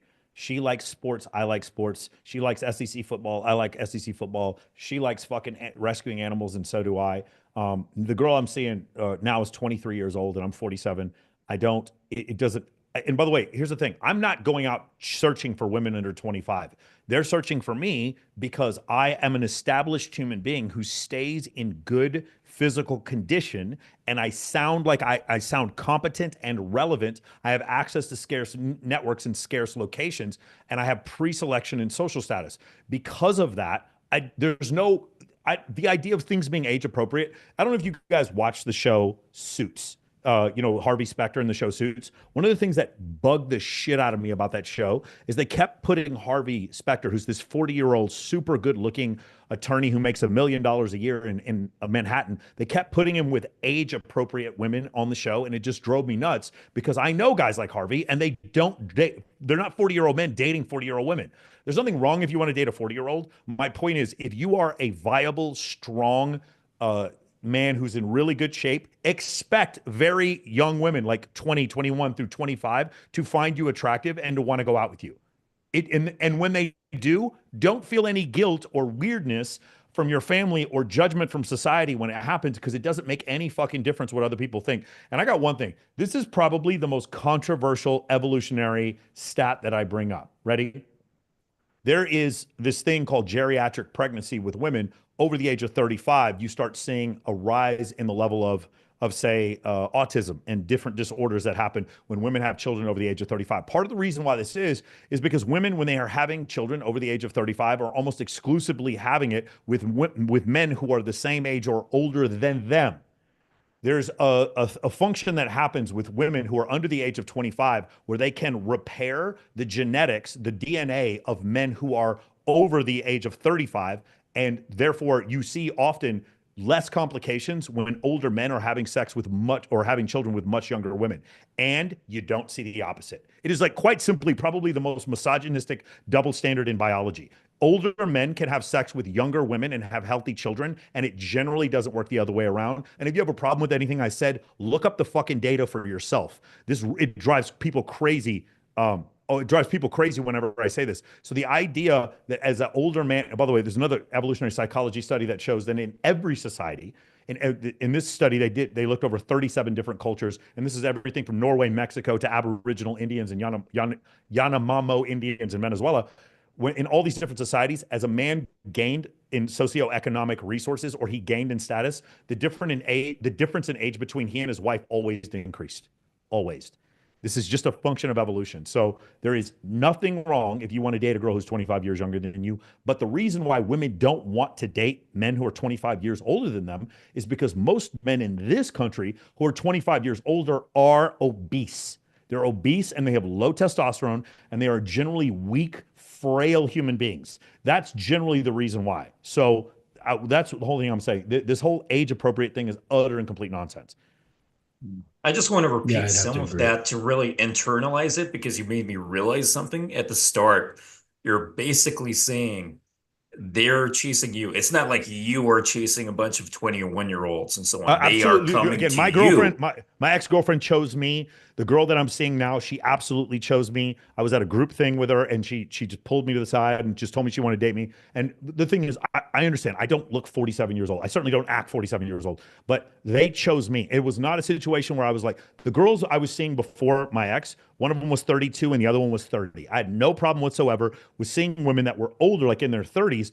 The thing was, what I found was the more dominant and assertive, successful and in shape I was, the more women who were younger found me attractive and pursued me. And so I'm not going to make excuses for that. And I can show you, if any of you guys think I'm exaggerating, I can show you hundreds of examples on my Instagram. And I can show you examples of guys in their 50s and 60s who took my course who had the same reaction. It's like the more relevant they became, the more younger women were attracted to them. I'll add another layer to this. So regardless of you're one example, but regardless of whoever is your age with such an abundance of women, of course you're going to go for the ones who are more attractive, more young, because you have that abundance. Whereas other guys, it's rare for men to have such an abundance, so they just go for whatever is available. So that is the difference I'm understanding now. Like Leonardo DiCaprio, for example, if he didn't have such abundance, maybe he would be going for 30-year-olds or something like that. But because of the abundance he has, of course, he's going for a slightly lower age group than other people his age. That's what I'm realizing now. Yeah, I would just say that while those facts are true, I think it's incumbent upon men to stop talking about it and just be about it. Like if you believe and want to follow what Michael was talking about, don't just sit online and talk about it. Don't bicker with women about these things and use these things as like stabbing talking points to further along your revenge fantasy because you can't get the women that you really want. That's just like punching shadows, right? It's worthless. It gives you no return. If that's something you want to do, don't bother with what anyone thinks. It doesn't matter. I've dated 19-year-olds. I've dated 21. Right now, my girlfriend is older than that because I like wisdom. I don't like what you were saying, Ice, the insecurity levels, the lack of self-awareness. There's pluses and minuses to every choice, right? So and that doesn't exclude women, but I would say that yes, if you're into what Michael was talking about, and you want to live that life, just live that life. Don't sit here and talk about it as though you are trying to I don't know, just throw mud at women to show them like, oh, you're going to be undesirable after you're 35. Like, who gives a fuck? If you want to date a 20-year-old, go fucking date a 20-year-old and just shut the fuck up about it. So here's the thing. I'm not into dating girls under 25. It's just, I would prefer, and not even right. prefer, I'm just saying for those someone that who's are really attractive. No, for sure. For me, it's just that's who I just keep ending up with over and over again. And the thing you said before, I just think there's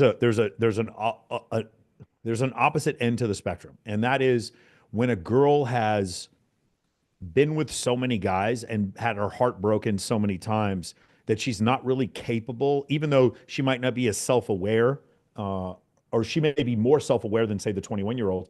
The problem is she has so much emotional baggage. I've dealt with this before, women in their early 30s who are already putting accusations on me because of something some other guy did to her. I don't need that either. Of the two, I'd rather deal with the girl who's less self-aware, but is also less jaded. And so that's why I've probably had a little bit more success with younger women. Whereas, again, I'm not saying that men don't do shitty things to women. Of course they do. But I'm not going to pay for the crimes of your ex. I've had that exact conversation with girls before. I'm sorry your ex did whatever he did to you, but I'm not paying for his crimes. So if you want to put that insecurity on me or accuse me of something I didn't do, we can move on and I can see somebody else. And that's just been the way it's worked for me. And I find that a little bit less dealing with women who are younger. I did not realize like the horror stories, like and the scale of them. I only look on Reddit just to for some marketing purposes, but I stumbled upon something there and there were a shitload of people who are stepfathers, basically. They get into a relationship with a woman who has children, and he doesn't have any children of his own necessarily. And then his partner's daughter makes some false accusations when she's like 14 years old or something like that. Just the baggage is completely insane, especially if you're becoming a stepfather. So it naturally, you're just gonna know, or it's gonna be very unlikely, less likely that she is a mother herself. And you can find that out very easily too. Yeah. I mean, the youngest I ever dated, I met her, she was like a model out in London. She was like 19, and like the night we hooked up, like, playing some music, it was like Katy Perry's, Teenage Dream was literally playing. Now, there's always going to be, both the pros and the cons of that, right? Is dating someone younger, hooking up, it is very energizing, right? You're someone that doesn't have like all the emotional baggage. But on to Ice's other point is sometimes that emotional maturity isn't there. So you have to sort of decide what is it that you want. And in my case, like dating someone like that, it's like, okay, we're not gonna have like serious conversation. We're just gonna have fun. We're just gonna do fun things, go on adventures, no need to go into like in depth about like the future, and soulful connections. We're just here to have fun, be young at heart, right? So, but also like the other side is sometimes when I have clients who are potentially more public facing, there is a public backlash, especially in the more political correct discourse of America of the age gap, right? And that doesn't really exist overseas or internationally, I find. Like, oh, you're 40, you want to date someone 20, completely normal. In America, there is a much public backlash. So if you have someone that is very public facing, like a doctor, and all of a sudden they see him dating someone that's 19, there, or potential sort of like consequences, like, in Of social course. status, right? So Like even one even does Henry have to be Cavill careful. got some of that. I think the line is 21. I think for society, I think the line, if I'm dating a 21-year-old and she has chosen to be with me and you have a problem with it, that's your problem. 19, I can kind of understand. I honestly, I can understand that. But like for me, I like if I was dating a 19-year-old, you guys wouldn't know shit. I would not be telling any of you. I see you guys see the fucking the shit that Casey Redbeard is in. You see, he's talking about I like Oh to God. date 18-year-old women. I was like, God. He goes, I like to date teenagers. That was his ad. I was like, that is a really good angle for an ad, bro. That was crazy. That was But crazy, that bro. was self-imposed. Like he didn't even Yeah. have to wait for the storm. He brought that in on himself. It was Yeah, just yeah, terrible. for sure.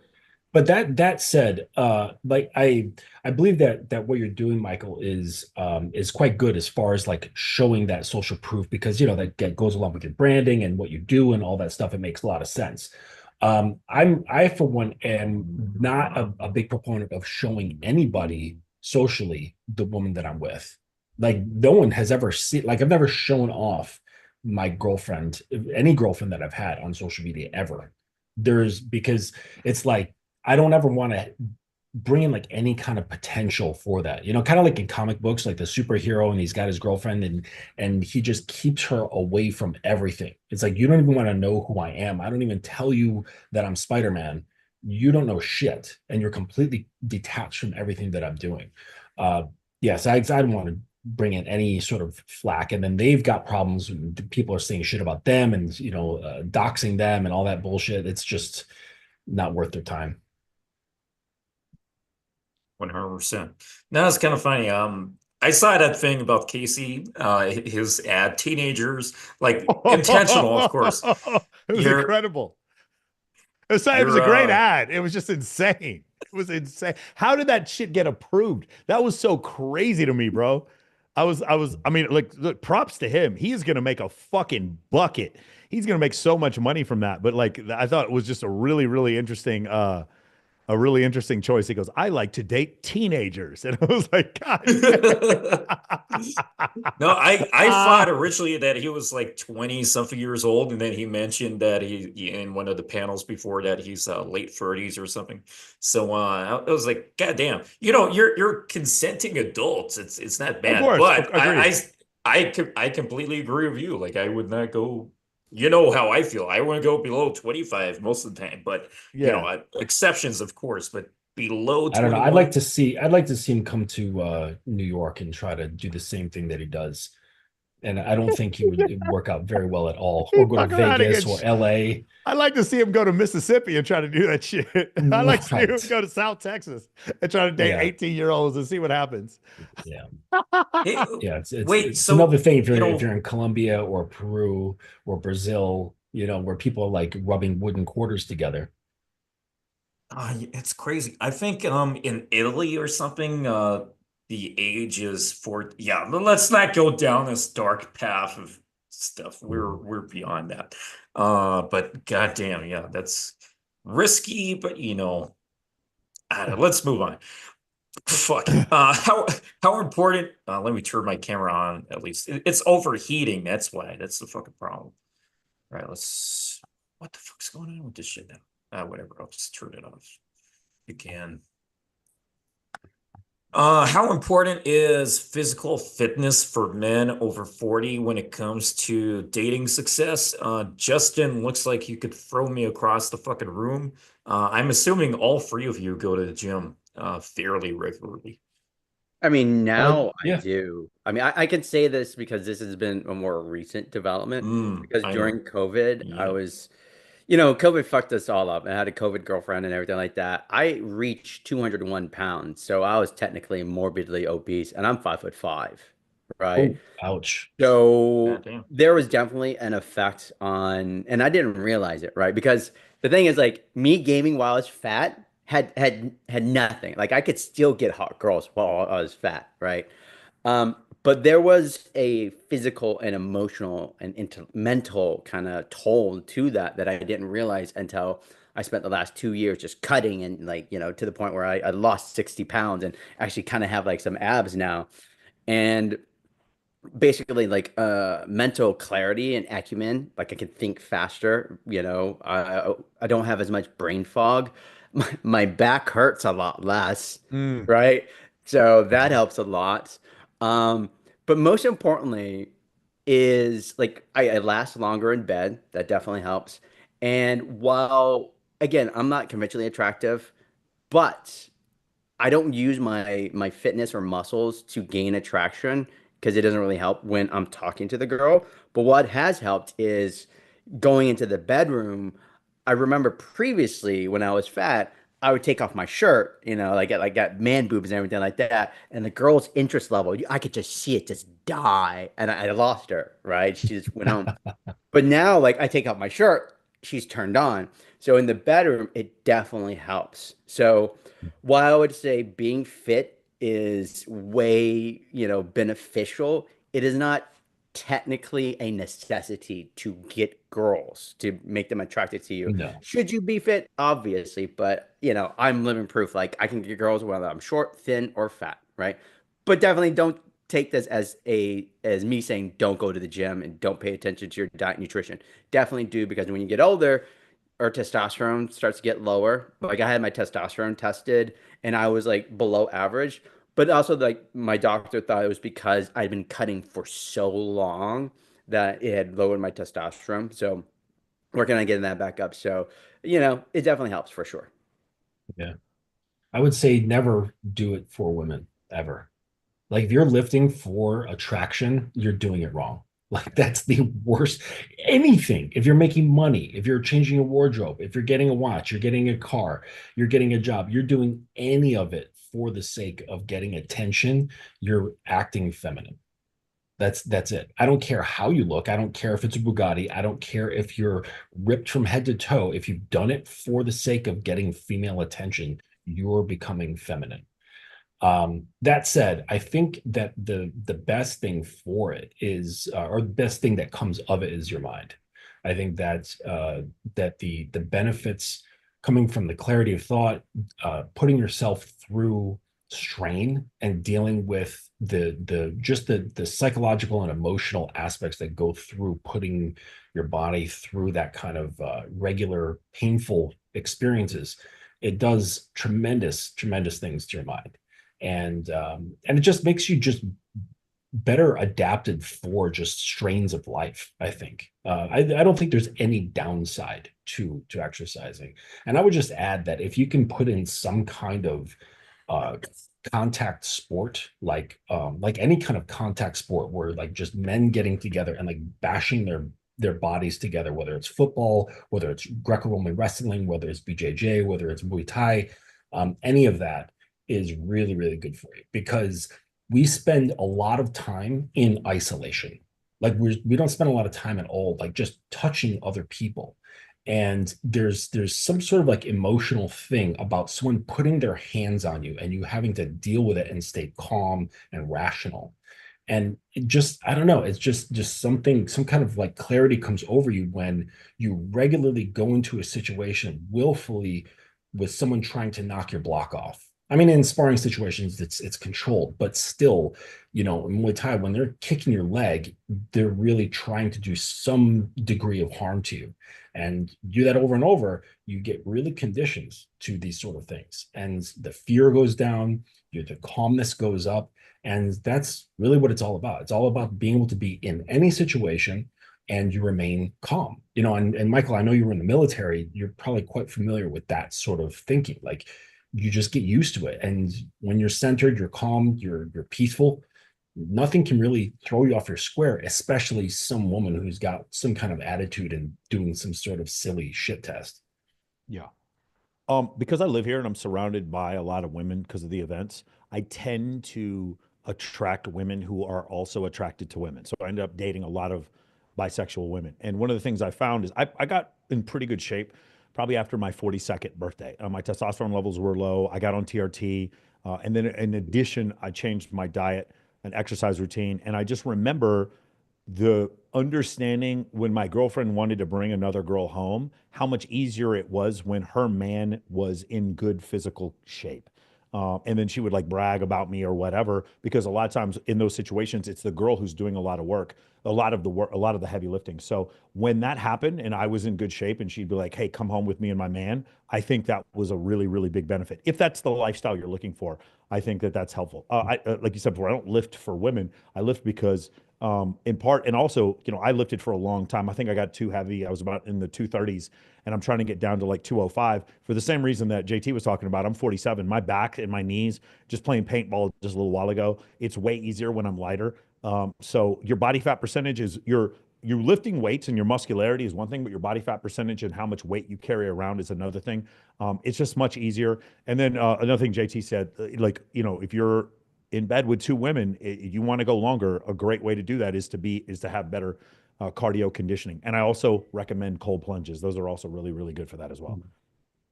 Yeah, I would also say, like, thanks for bringing it up, Michael. But the TRT, like, guys, if you're 40, these days, if you're over 35, you need to be getting a full panel done. And likely because of sedentary lifestyles, sitting in front of screens all day long, not getting sunlight, not getting movement, and drinking out of plastic bottles and all kinds of various inputs. Yeah. Your T's are very, very affected, along with all the other hormones, because it's like an interconnected system. I've been on TRT for 15 years, and it's great. It's absolutely amazing, and it just kills me that things like alcohol is legal. Yeah. Yet so many people die from cirrhosis to drunk driving to hitting other people with their cars to getting into brawl fights, all sorts of violence, both in ending in death and not ending in death due to alcohol. And something like testosterone, which is available in our body, is considered illegal. It's a controlled substance, and I'll go to prison if I have my vial. You know what I'm saying? It's like consider this. I talked to a doctor about this recently. Elon Musk and Oprah Winfrey have no problem talking about their use of Ozempic, but Mike O'Hearn and The Rock won't admit they're on testosterone. We're still at that point where it's like people have no problem talking about their SSRIs or their beta blockers or whatever, but there's this stigma about taking testosterone that people still have. And I'm going to tell you unless right now, you're a 14-year-old kid who's transgender. Oh yeah, all for that. Oh yeah, then it's perfectly fine. Yeah. It's so weird. I'll tell you something right now. TRT is so effective that I think it's going to be illegal in the next decade or two. I think you're going to see progressives pushing to make it illegal because what it's doing is it's making masculine, powerful men masculine further or more powerful, more dominant later on in life. I'm 47. I'm supposed to slow down. I'm not supposed, dude, I've been on like 4 dates this week. I've gone to like 3 concerts. I'm operating 2 businesses and I just played paintball. I'm supposed to slow down. I'm supposed to be fat. I'm supposed to have lower testosterone. I'm supposed to have less ambition. I'm supposed to have be less Docile. engaging. But but instead, the opposite has happened. And now I act like I did when I was 19. Okay. And I think because of that, because testosterone, and not just that, all the other peptides, BPC 157, TB 500, ipamorelin, tesamorelin, Have you tried IGF-1, 141? which is that? I think it's called P141. P140. I think Oh yeah, somebody it's a talked about it. peptide. This is Yeah. interesting. So for you guys, just a sidestep, it's a peptide. So it's a research chemical that's not illegal. Peptides are not illegal for you guys. Yes. Just wondering. 141 is an arousal chemical. All right. And what it does is it's not like Cialis or anything those, which don't do anything for arousal, right? It's just for blood flow, right? So it won't make you horny, right? It just makes you hard. P141 or is it BP141? I can't remember, but it is 141. I can't remember the letters in front of it. This accesses the arousal center in the brain, and it literally will make the glands and the clitoris like want to be touched. Like I don't know if you guys like did some sort of like psychotropic drugs or even like cocaine or anything like that, where you get this urge to stretch and flex your muscles. That feeling is in the glands and in the clitoris. Like it wants to be touched and massaged and moved. And like I've given this to people, and they're literally like can't stop squeezing their legs together. And it lasts for hours on end. Yeah, the thing I've seen about peptides is, I've tried 6 different ones of them, and every one of them works. I'm afraid that this shit is so effective because it's not like, just imagine, I take TRT, and I lose a bunch of body fat. Now I don't need your erectile dysfunction medication anymore. What does that do to Big Pharma? Now, Big Food, I don't eat your shitty food anymore. Now I don't have your anti-anxiety medication anymore. I've seen several people get off of Ritalin and get off of Adderall because they got on testosterone, because testosterone helps you focus. So now I don't need your Adderall anymore. Now I don't need your fucking ED medication. Now I don't need your Zoloft or your Lexapro. Like testosterone destroys Big Pharma. And that's the reason why I said this before. I could see in the next decade it being extremely heavily controlled and almost made illegal. Also would be a threat to government, right? Oh, so let me just clarify. It's called PT141. Okay. And it works by activating the melanocortin receptors in the brain, which is involved in sexual arousal. Yeah. So just so for anyone who's interested. But yeah, can't disagree at all on any of that. Yep. Well, it's fine. It's safe. I just use Cialis for what it was originally intended for, which was just to optimize blood flow in your heart. That's all it was really intended for. They made a happy accident. They're like, wait a second, it helps dudes with boners too. And so they just started marketing that because sex sells much more than heart medication, right? Yeah. So like I use that with pre-workout. I use, it's once a day. And it's just, there's really not a downside to it. Yeah. Good for the pump. Yeah. Alrighty, let's jump on to the next one. Sure, let's pick one. I was too into the conversation. One question that my clients get a lot, and I have my own answer, is when girls ask them how old they are. Like, what do you guys tell your guys to reply with? The truth, unless they're like in their early 20s, then they lie and say you're older. Dude, being older, I've just never seen this being an issue. The issue is being fat and irrelevant. It's not being older. That's never the problem. I tell them to tell the truth, or I have one client who's 24 years old, and he's like, dude, as soon as I tell girls I'm 24, they lose the interest because they want someone older. So that's what I say, is just tell the truth. By the way, JT, first time I invited you onto a panel, I noticed when I would search her name, he was chubbier before. So I get to see photos and a few videos, on The before and Instagram, afters. whatever. And they were like severely different. It's like, goddamn, like JT back in, I don't know, the 2010s or something. Pretty chubby. Yeah, I never met you in person. Um, and then once you were on the panel and I could see your very recent content, you were kind of at the end of your journey or, got to the level you wanted to be. And it was truly fascinating. It was like a complete fucking transformation. Totally fucking different. Well, But yeah, I've been huge in the respect for public that. eye for almost, I guess, 20 years. So starting off, I believed in like more plates, more dates. So getting into the game, I surfed, I did beach volleyball, so I was in pretty good shape. And then I got into pickup and I realized that, being fit didn't necessarily help. It was like actual, like the part of going up to girls talking. And so I stopped working out. And so through the process of just being in the public eye, you can, if you go back in the way archive, you can see like, the various parts of me at different stages, but also like not only weight wise, but also like fashion. Like I continue to evolve and change and, not remaining static. But thank you. What lifestyle changes can a man make in his 40s or 50s to naturally become more attractive to women? Travel. Mm. I think Yeah. travel a lot, document Yeah. it.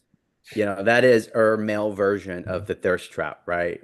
Girls, they put up their bikini thirst trap. As guys, you put up videos, reels, photos of you traveling the world. Not only do you have life experience that you can talk about, but you have like the visual proof of what women are seeking, right? They're seeking like a man that has the wherewithal, the means, the resources, the time, and the inclination to travel. Obviously, you have to be strategic about it, but I have girls that will like go through my Instagram and see like, oh, I've been to like close to 30 countries, right? And they'll bring it up and it'll be a conversation piece. And they'll bring up, I've been to Croatia. And blah, blah. It's like, oh, I've been there. And like, I know that they've been stalking me, right? So travel, I mean, obviously you have to have like the finances and the time, but hopefully by the time you're 40, 50, you're settled enough that you can do that. But travel for sure. So I did some day game yesterday, and and I was with my wife and daughter, and there was a woman. I've been in Peru, so it's not all the time that I get to see gringos around, or in this case, gringas. And I asked her, "Oh, where are you from?" And she was traveling around Peru, gave some recommendations. Everyone is into that shit, of course. So if you have experience traveling, if you're in a country that you're not from and you see someone of your own ethnicity, or you just recognize there's a visitor who speaks your language, give them some recommendations. Everyone is always up for that kind of thing, and they're happy to connect almost always. So that's a good one. Any other perspectives? What we talked about before, I think it like what JT said, that there's a trope, there's beliefs that women will have immediately when they see him as being Asian.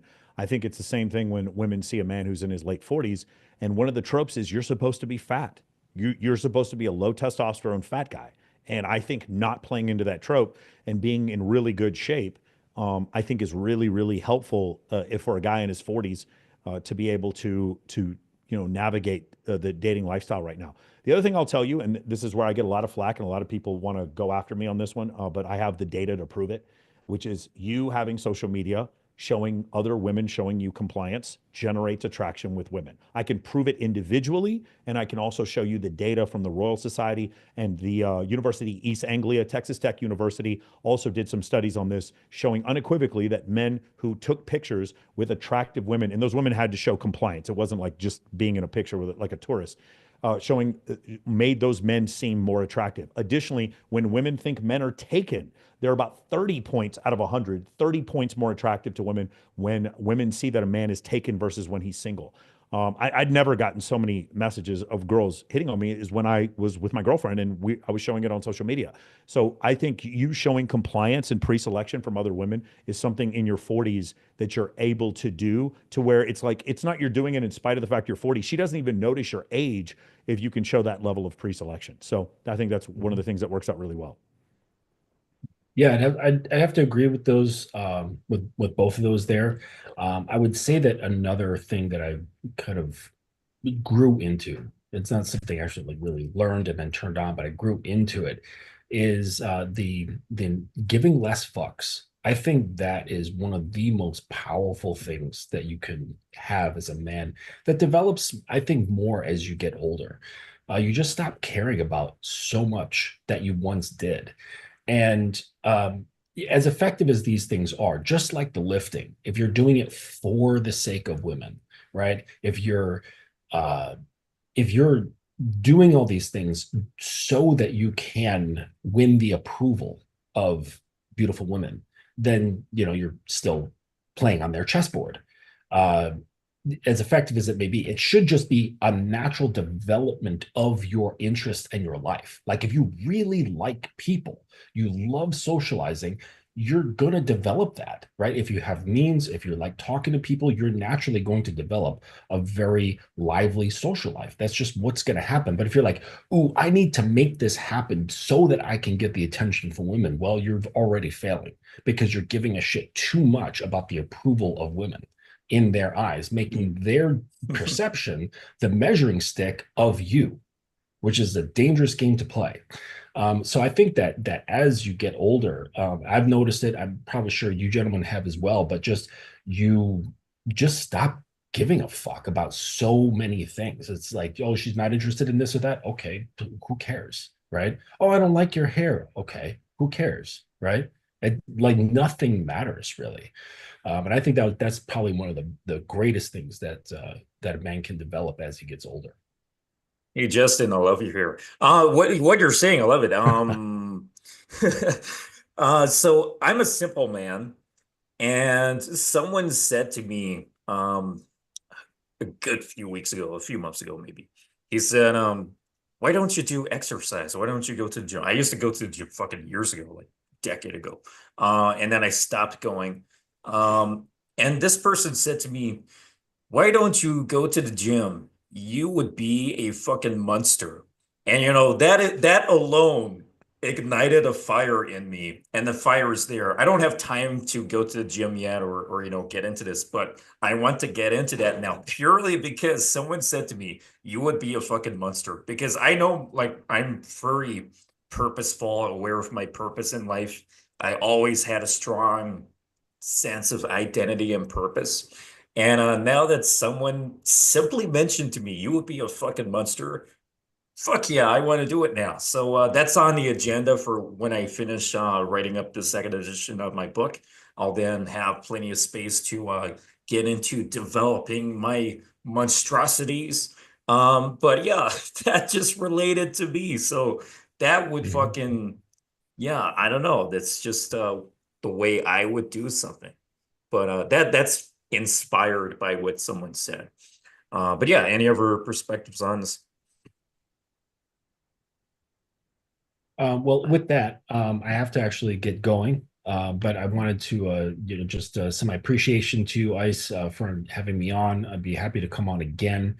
It's good to get on with guys that have just a very balanced, grounded perspective versus bickering about this or that. So it's a nice change of pace for your show, I'm sure. Michael, it's good meeting you, and same with you, JT. So I'll be shoving off here, and you guys have a fantastic rest of your day. You have a good one, team. Thanks. You too, man. Thanks. I'm gonna have in the future, I got a panel planned for some sexy stuff. And I know Justin does some BDSM or something like that. So that'll be interesting to dive into in the future for our, I don't know, BDSM kinky special panel in the future. But yeah, there was a bit of rough, a little bit of tension. No, not tension, a bit of beef between Michael and Ross at the start. I don't know what's going on there. God damn. Yeah, go ahead. So I have to run real quick, but I do want to leave you guys with something. So there's this criticism, it's really misplaced and it's somewhat ignorant. This idea that if you post a bunch of pictures with attractive women, well, it doesn't matter because you're not sleeping with all of them. The first thing that you need to people need to understand is, number one, understand pre-selection. Understand the data is very clear on this. When you do have attractive women, when women see you with other attractive women, they find you more attractive. Again, I can show, if you want 100 studies, I can show you 100 studies that show this. That's the first thing. But number two, the other issue is this. Can I pull up my IG here real quick? Yeah, go for it. Let's do this real quick. Let me do this for you real quick. Let me see if I can do this.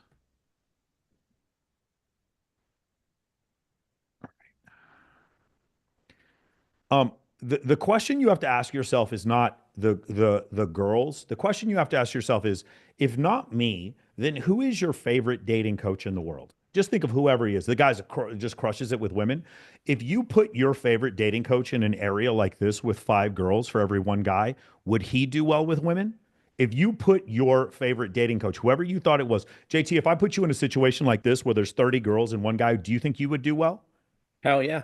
Okay, so if you put your favorite dating coach in a situation like this and they wouldn't do well, why are they your favorite dating coach? Why are they your favorite pickup artist? If I can keep the question you don't need to ask is like, why do I take pictures of beautiful women? The question you need to ask is, what am I doing successfully that is causing that many women to be in my presence or to want to be in my presence on a regular basis? And then talk, you don't know me. Maybe I'm great with women. Maybe I'm not. Come to immersion and you can see it for yourself. But the thing is, what would your favorite pickup artist or dating coach do if he was surrounded by women like this on a regular basis? Would he You know have who my success? favorite is? What? John Mulville. I don't know who that is.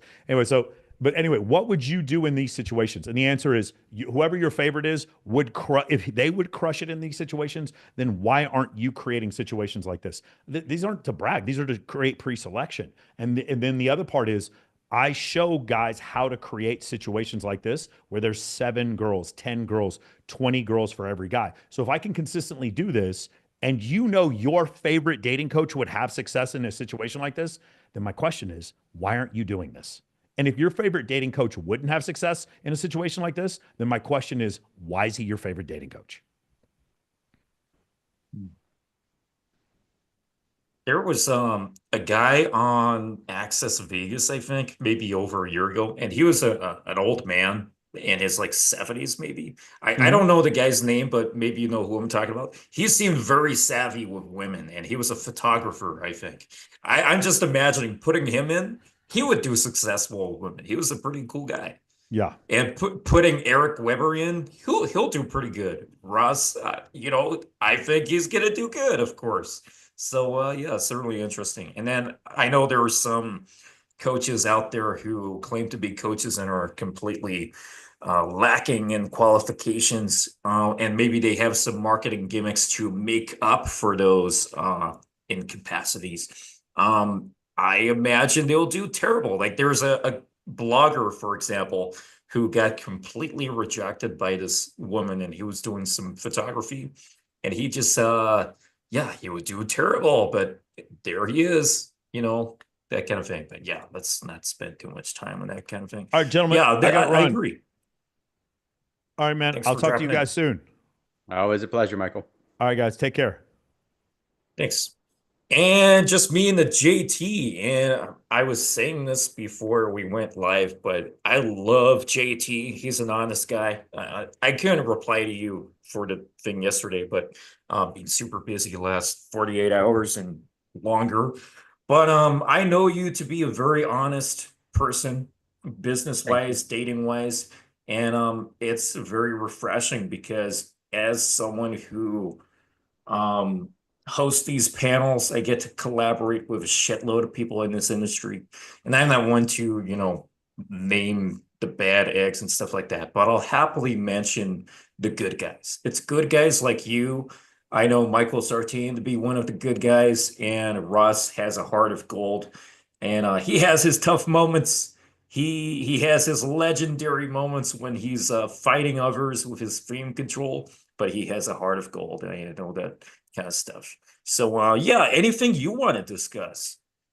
Yeah, I mean, just, thank you for that compliment. It is an unfortunate reality that there are some bad participants in our industry because there's no barrier of entry, right? Like anybody in a blog, you're saying like, oh, I can teach and I'm so good. So there's no barrier of entry. And so you do have a lot of, unfortunately, like unethical, dishonest participants in it. And so while I can't control them, and I'm not going to get into the politics because I avoid politics in this, pickup industry like the plague. Um, I try to lead best by example for both myself and for my students and clientele. And ultimately, I can't control what they do. I can only control what I do. So I do try to uphold my version of ethics and morality. So thank you for that. I guess one thing to talk about, circling back to the original theme of this being like older and gaming maybe younger women. I asked this, and I think this is relevant for a lot of people that might be watching this because it comes up a lot is what do you say when a girl asks you how old you are, especially if she's in her, like, say, younger 20s. And so that comes up. Fortunately, obviously being Asian, I tend to look younger than I actually am. But, in case anyone watching this isn't, then I would start off with sort of like a Gen Z joke, right? So like I'm beekeeping age, right? So are you familiar with that meme? It's I super, don't get super. it. I'm too Okay. old. It's on the TikToks. Like if you tell this to a Gen Z Oh girl, man. she'll get it, right? It comes from like Family Guy, and it's an entire thing about um the daughter's friend who starts looking at, like, I think Lois's, like, dad is like, is he beekeeping age? And he goes in and to the point like, I want to fuck your dad, right? So when you say beekeeping age, it's acknowledging that you are older, but also recognizing and framing that you are a sexual older man to what is essentially a younger girl, because only like the Gen Z girls are gonna get it. So I start off with that sort of joke, right? But I also, I'll be honest about it, but I also play into the daddy frame, right? I'll just own it. Like, yeah, like I'm older, more mature, and like, do you find, older guys attractive? And they'll almost always like universally say yes. So there's this both, instead of just answering that question factually, you can make it light of it, sexually frame it, and just own it. And such that way you can sort of tap into her um, fantasy, if you will, when it comes to older men. Just looking at some questions here. What do you think of the future? I don't know if we talked about this before. Just let me know if we have. What do you think is the future of dating? There are things like OnlyFans, and I wouldn't have imagined that on things like Tinder you would have to filter for the craziest things that you wouldn't have imagined back in the 90s. Like, is this woman a man? Like that would just never occur to you back in the 90s or the 2000s. But now it's this thing, especially, and I mentioned this on the debate this week between Mike Pickup Alpha and Mr. Lucario. There was a guy when I was in London, just new there. There was a guy who used to live in Bangkok in Thailand, and he said, "Want to play a game of Thai roulette?" And he would open up his Tinder and say, "You have to guess whether each person on here is a woman or a lady boy." And it was so 50-50. It was ridiculous. He used like the passport feature to place himself in Bangkok again. And we were guessing, and like, God damn, it's so hard to tell, especially if you're not experienced with this. Uh, it's just completely crazy. And these kinds of things we didn't have to worry about before. But now, even in Lima, it's obvious. But when you are like going shopping and suddenly you're shopping with your daughter, like I was in one of those Japanese stores like Miniso, and it's all women in there. I'm the only man. And then said, oh, wait, there was another man, but disguised as a woman. These are things that were not on our mind years ago. But now there are things like OnlyFans, Instagram. There are women who are fishing for attention, or in the background, they say um, they're suddenly in Dubai. but they're not in Dubai with their female friends and they're only taking photos of themselves at the beach. So who are they with? Is she traveling all the way to Dubai with herself? Is she going with her mother, maybe? I don't know what's going on. Seems pretty suspicious. What do you think about the future of dating, the kinds of good things and dangerous things, unexpected things? What's going to happen? Well, I mean, pulling out the old crystal ball, you see that obviously online dating has accelerated, especially after COVID. But also there's sort of a slight swing on the pendulum against. I think at this point, though, dating apps are going to be a permanent fixture of dating in general. As I mentioned, like really early on in this panel, is Gen Z just seemingly lacking the kind of emotional resilience that the previous generation of men didn't have, to the point where they're actively fearful of women, right? Beyond just, oh, I don't want to appear like creepy or anything like that. It's like, it's almost feels like sometimes talking with the younger Gen Z men, like act of fear. Like they're actively afraid of women, not just if they do something wrong, but like they are scared of women. So what's in the future?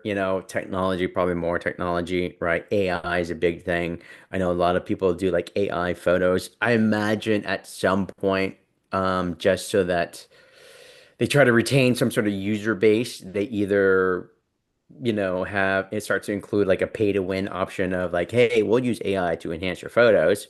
Or the other extreme is like, we're gonna have some sort of algorithm that, bans you or acknowledges that you are using AI photos. Because at this point, unless you already know how to take really good photos, and there's a science art to it, right? You should be able to take good photos without the use of AI. But that is something I definitely foresee. Like, how are people going to introduce AI into dating? Like, you already see people doing it on some scale. Um, then, or the young boys, the young men going to be able to sort of step up in this generation, or are they going to increase the lonely male single epidemic, right? What's the statistic? Like 1 out of 4, 1 out of 5, Gen Z guys are going to remain virgins for the rest of their life, right? I mean, you sort of see some of this in some of the Asian countries like Korea, Japan, where their fertility rate is like the lowest in the world, where at a certain point their entire population is going to collapse because they aren't hooking up enough. Is that potentially going to happen to America if certain, I guess, dating traditions, don't happen where guys are more proactive? I guess it's we're all looking at I crystal I ball. saw I saw an article this week probably where it said the Japanese are going extinct. I was like, that's a bit extreme. I don't think it's gonna be like that. Like every Japanese person will cease to exist in the next 100 years. That's a Yeah, I bit mean, all those extreme. But articles it's and like, yeah, yeah, I like mean, all those articles in Korea about the low fertility rate. I mean, it is true, but they're talking more about like the economic collapse, right? Like if you don't have a new generation of young workers, like the infrastructure, the economy, the late workforce, the labor isn't going to be there because everybody is in their 50s, 60s, and 70s. And, some of this stuff requires young young backs to be able to do the backbreaking labor. I think that's what it really refers to. it's crazy to think about though, but inevitably there are going to be cycles. History repeats itself, I guess. But yeah, I'm not sure what else. It seems kind of crazy to think about. Yeah, how about we any other thoughts on this? No, they have any questions, topics about when it comes to just dating as an older guy? I think just Yeah. leveraging your experience, I think is a Mm. huge thing. Hopefully at this point, you have the life experience. But I guess I'll give you a story. Like this just happened like last week on my client. She had been referred to by a female friend. She had heard of us, had high opinion of us, and told her friend who was a 43-year-old virgin, 5'3" Asian guy, right? And he just had this very sort of, I mean, I'm not a big proponent in the entire alpha beta, thing. That's a very Western Mm. concept. That's kind of based on debunked science. But there is some sort Yeah. of truth to it, right? Where it was a very submissive attitude where he had the expectation of women checking him out. Like he literally stomped his feet and like said to me and whined and his voice goes up like, "Why aren't girls looking at me? Why aren't girls coming up and talking to me?" Right? And that's even though he's 43, like I hear that a lot from Gen Z guys, right? Like, why aren't women making the effort to come and talk to them, look at them? And I'm just like, bro, like you've got to take action in order for that to happen. And he eventually did. Like he introduced himself to these couple girls, didn't go anywhere, but it's friendly. And then when I pushed him to go into like this four set of girls, including like two hot blondes, and he was able to get them to open and brought them back to where our entire group was sitting. Sat them down, and he was like sitting in between the two blondes, and all of a sudden the previous girls he had approached then approached him, right? And so he was able to see the tangible attraction being created by taking action, having these social cues. And, by doing that, he experience what it's like to have girls look at him, to have girls approach him. Because again, he's a guy that had like really high anxiety, but also it just weirdly expected women to look at him, women to approach him, right? And he's 5'3", small little Asian dude. I mean, he's okay looking, maybe like a 6 out of 10. Kind of cute, but again, short. And having this expectation, it's like, no, man, like girls are never gonna check you out. Like you have to make it happen. And by taking action, he was able to get girls to notice him. And so for any of the guys that are watching this, if they're young or if they're old, it's still not too late to take action. It's like you are not obligated to be the you of 5, 10, 15 years ago. You can make a choice to be a newer, better version of you. Hmm. Completely agree. I got it. I got an Asian question. And this is based on some observations over quite a while now. Do you feel that black pill is kind of prominent in guys who are Asian more so than other ethnicities? Hmm. I mean, there is definitely an attractive allure in like black, red pill, a certain sort of nihilism, right? I don't know how more demographically attractive it is compared to your white or African American participants.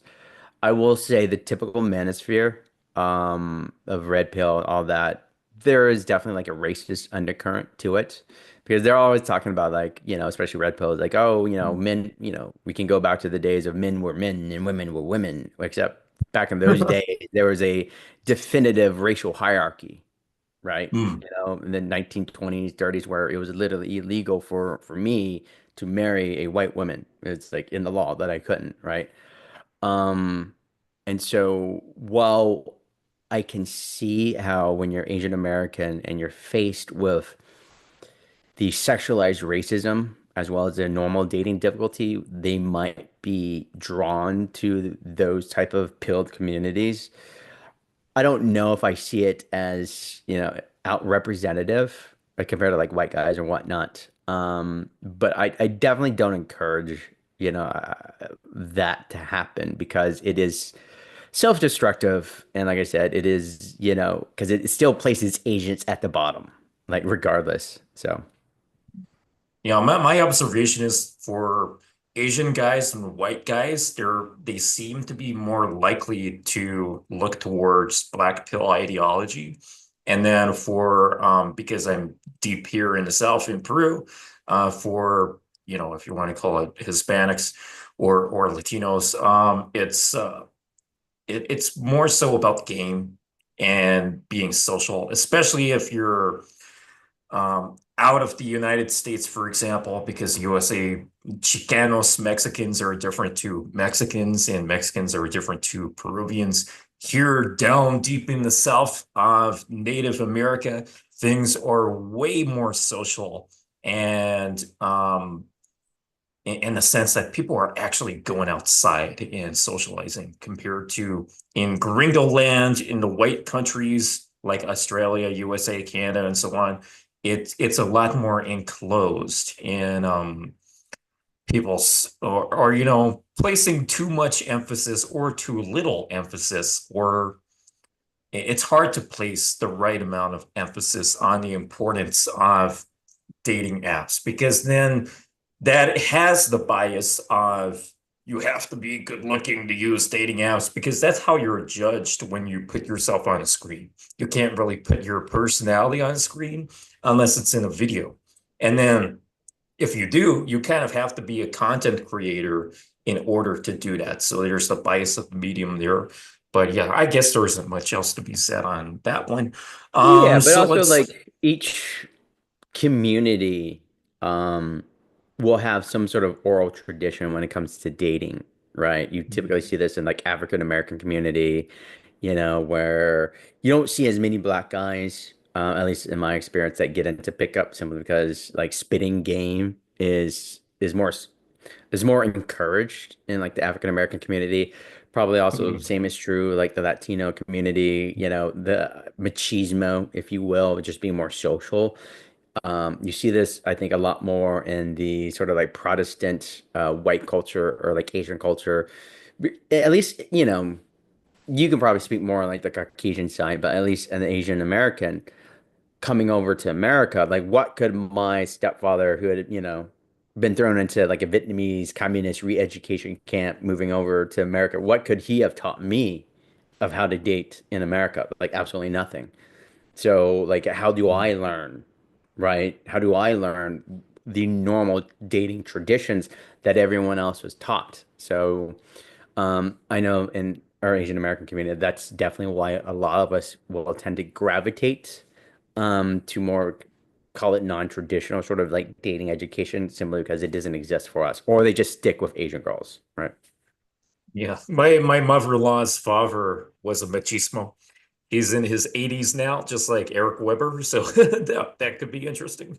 But yeah, that's pretty funny. All right, next one. How can a man in his 40s or 50s regain confidence after getting divorced or when a long-term relationship ends?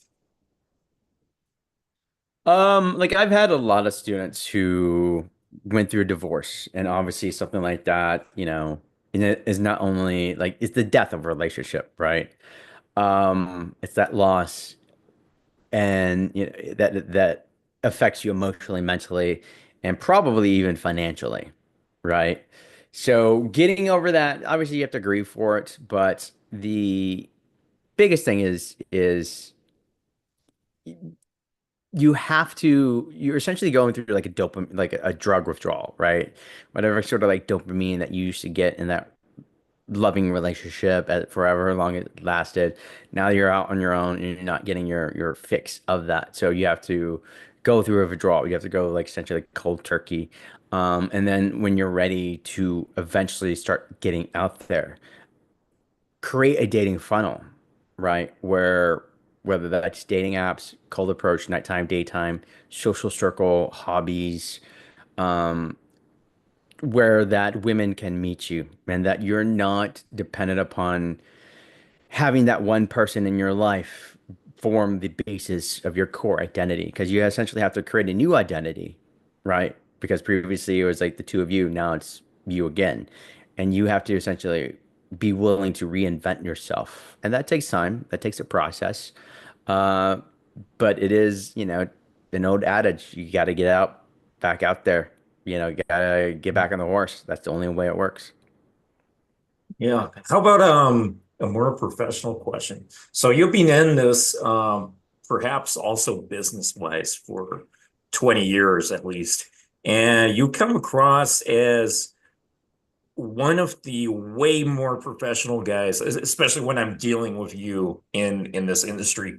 You're way more professional than a lot of the guys that I tend to deal with in so many ways. What has kept you going in having this as your not only lifestyle in dating, but as your business as well? How have you managed to keep your business and your dating lifestyle going for so long? That's a great question, but also like a very fully, a full answer to that because it takes so many different aspects, right? Because I started back in the Project Hollywood days. And so, when I was full on Asian Playboy, the pickup artist, going hard. I saw a video. There was like a promotional video for some kind of summit in, I don't think it was Project Hollywood this video, but it was like after Project Hollywood happened and it was like a nearby mansion or probably the same one. I don't know. I wasn't there. And I don't know. There was also Adam, Yeah, there used to be back in I like forget all his those kind name. of PA. Adam Lyons Yeah, there's was all also those in that video. conventions. But going back to what I was saying, being a hardcore pickup artist, I just basically go 110% every weekend, 120%. And people don't realize this, but there is sort of a life cycle to most coaches and how they deal with it and how they get out of it and what they become is going to be dependent upon how they manage themselves. So obviously for a very long time, I became famous, did a lot of TV, universities, and I kind of got like super arrogant about it, right? I just got, very entitled about it. It's only until the girl I was dating, I mentioned the London model that I'd met, my code approach when she was 19. I didn't know at the time. We dated for 8 years, and I remember we were having dinner, and I was just acting so stuck up, right? And she called me out on it, right? And I needed that because I felt like, oh yeah, it's like, don't you know who I am? Like fucking like Hollywood douchebag, right? And then over time, I realized that my success was really dependent upon like my audience, my fans, my clients, right? I'd be nothing without them. And it takes a while to get there. Like you have to maybe go through a burnout period and sort of like reevaluate where you are. And unfortunately, that sort of self-reflection and emotional awareness is not something that is through the industry.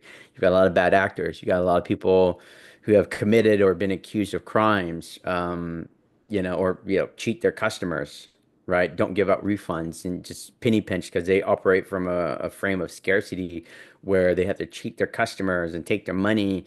And if you're going to treat your customer like that, how are you treating women? How are you treating yourself? How are you treating your friends and family? And so I made a conscious decision to try to live a much more ethical lifestyle and hold myself accountable. And that doesn't mean that there aren't bad actors. Like I've been stolen from. I'm not going to go into details, but I've had bad actors um, take advantage of me, and and that's fine in such that I accept my responsibility in that part, right? They have to live with who they are. I'm completely fine with that, right? Trusted the wrong person. Okay, it sucks, but I move on. And so I think that being ethical is reflected in the way I treat my clients. And I think that helps in getting more word of mouth because I barely do any advertising or anything like that. It is literally just people telling other people about what we do, what I do.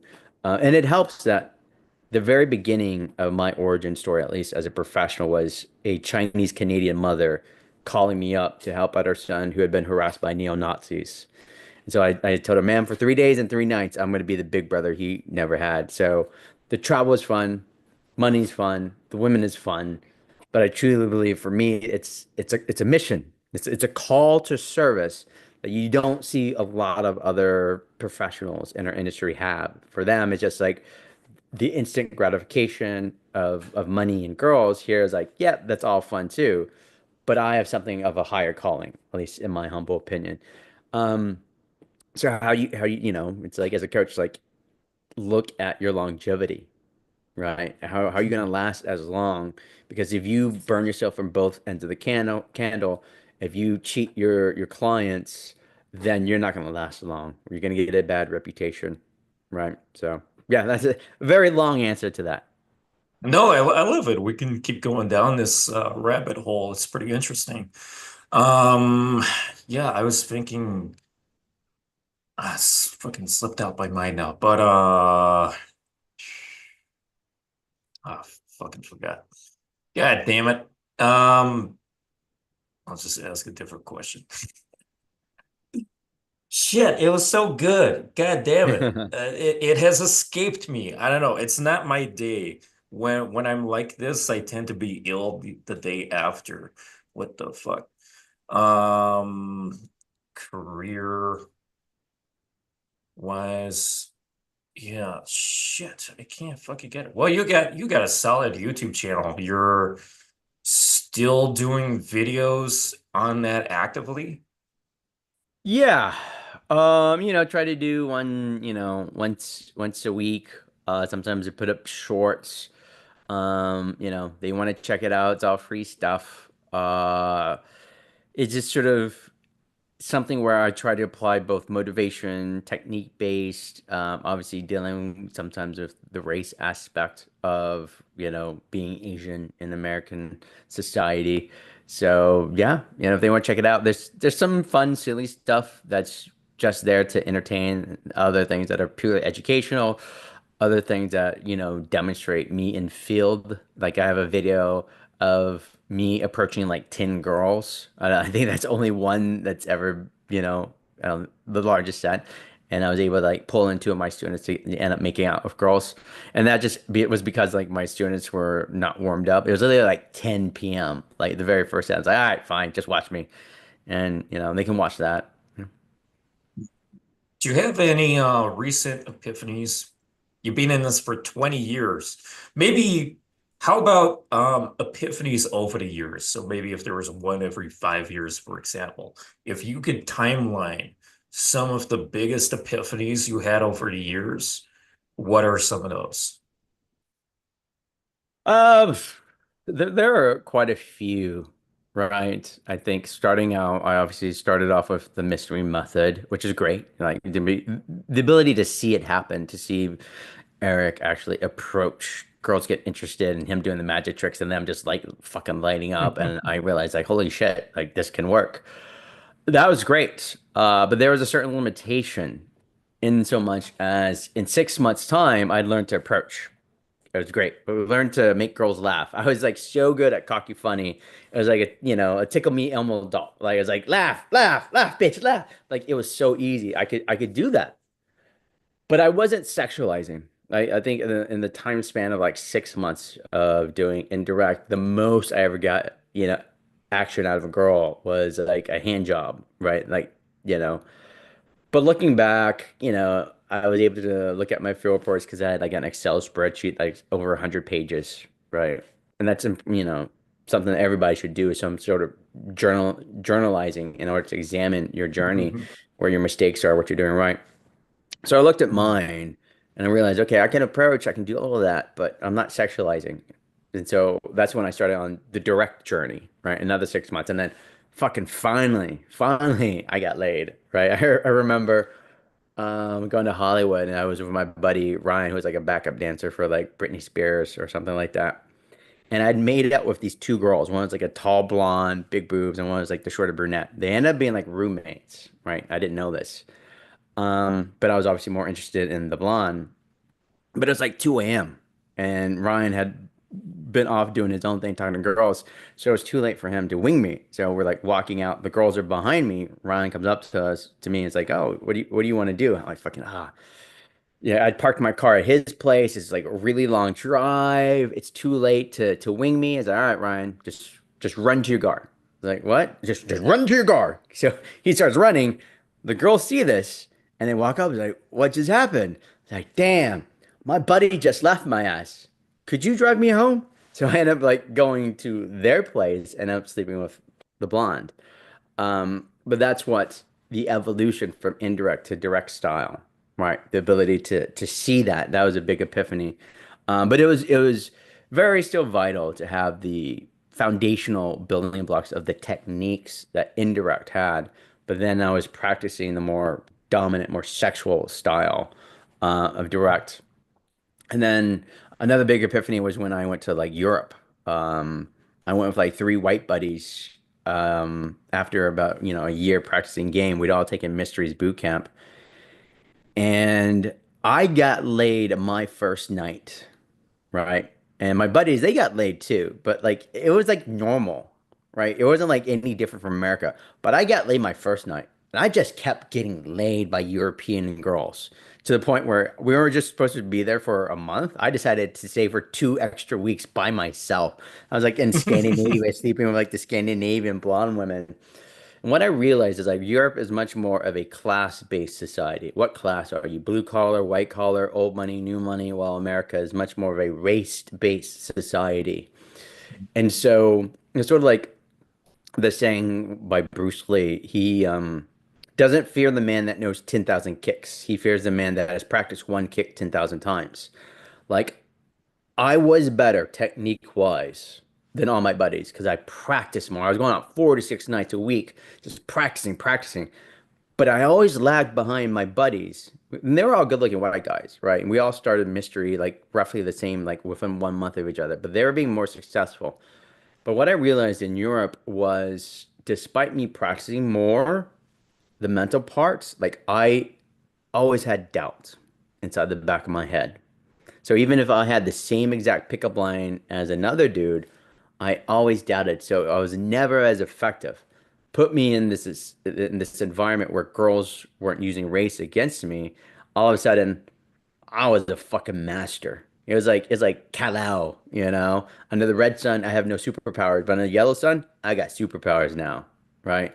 And I was able to take that back with me to America, and I no longer have that racial limiting belief set. So many Asian guys, not all Asian guys, but a lot of Asian guys have about race, about not being desirable or, to white, black, or Latin women, right? Intellectually, I understand it, but like in interpersonal interplay with a girl, never really occurs to me. So that's also why one of our biggest programs is our Euro Tour. I call it the number one inter-game experiential event for Asian men, because not only are we spending 2 weeks in Europe where they can hook up with like the tall blonde European woman, but we're doing like inter-game workshops every day that are incredibly intense. It's almost like therapy designed to completely reconstruct how you think to a more evolved 2.0. And it's very intense. Like guys end up crying in a good way, but it's the inner game part that was able to catapult me to an all new level, right? 6 months indirect, 6 months of direct. I was a competent dater, but once I was able to get rid of my limiting beliefs, that's when I became, guru level, if you will. That's normally in Poland, you do those in-game ones. Yeah, well, like I said, when I started out, I went to London. That's where one of the times I met my, girlfriend, like, who was the model. So I've done all of Western Europe, I've done Central Europe, done Eastern Europe. But yeah, currently the Euro tour is based out more in like Central and Eastern Europe, simply because trying to do those programs in London, which it's the price is so incredibly expensive. So, money goes a little bit further, like Airbnb, you can get for 2 weeks something for like $50 a night and not spend like thousands of dollars. Okay. Yeah, 100%. No, the inner game stuff is I'm into inner game, but I never understood like the emotional trauma thing. Maybe I'm lucky, I don't know. But I remember going to one of RSD's last events, and I was actually helping host it, and they were doing this trauma thing. It's basically they just say lay down on the floor, close your eyes, imagine the ceiling falls down and you die. I'm like, I don't know what was after that, but there were people screaming. I was like, what the fuck? It seemed pretty crazy to me, but how useful is that kind of stuff? I just thought it was Well, a bit too again, much. this is where nuance and context matter, right? Depending upon the experience and the goal set of the student, um, inner game becomes less or more important. Yeah, I always use a sort of like an analogy, metaphor, if you will, of if you want to drive from Los Angeles to New York, you need a GPS. Like you can't do that by memory. Same thing with your lifestyle. If you're a 43-year-old virgin and you want to, fuck 100 women, like you need like inner game. You need to have a very intricate understanding of what makes you emotionally tick. Because part of why you are someone that is still a 40-year-old virgin is because there's something wrong with your inner game. You have to fix that. You have to fix your lifestyle. And it's far too easy for you to fall off that path because you're avoiding pain. So you're always, using inner game as your North Star, right? Now, if you're already pretty decent with girls and you just want to become like really good with girls, it doesn't really matter that much, right? So it's more predicated on like what foundational skills that you have and how big of a lifestyle change, is needed. Um, as to like how effective inner game is, like I don't really know like other people's teaching method, but the way I like to think of it is, this is sort of like a form of dialectical behavioral like therapy, if you will. Instead of doing like talk therapy where all you do is vent and talk, here you're learning applied skills, right? And immersing yourself into whatever stimuli that gets you anxious or nervous or fearful, exposing yourself to the point where it is no longer that, and taking the action that disproves like whatever you're afraid of. So it can be very effective depending upon the person. Like some people don't need it. Other people like they legitimately like need it. So you might be lucky enough where it's not that important to you, but other people it's very important. It just depends on the person. Hmm, let's see. Someone says in the chat, who are some of the other OGP ways that you intend to bring on again or for the first time? For this one, I invited Arash D Bizarre. Um, didn't get a response. Yeah, I basically just invite everyone. I'm not familiar with some people. Like if you throw some names in the chat, I might not know who some of those are, but send me names, guys, for your game global loyalist people. Yeah, let's see what else there is. The panel with the Venusian Arts members.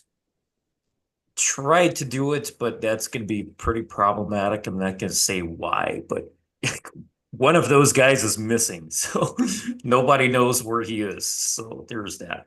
There. It's interesting because are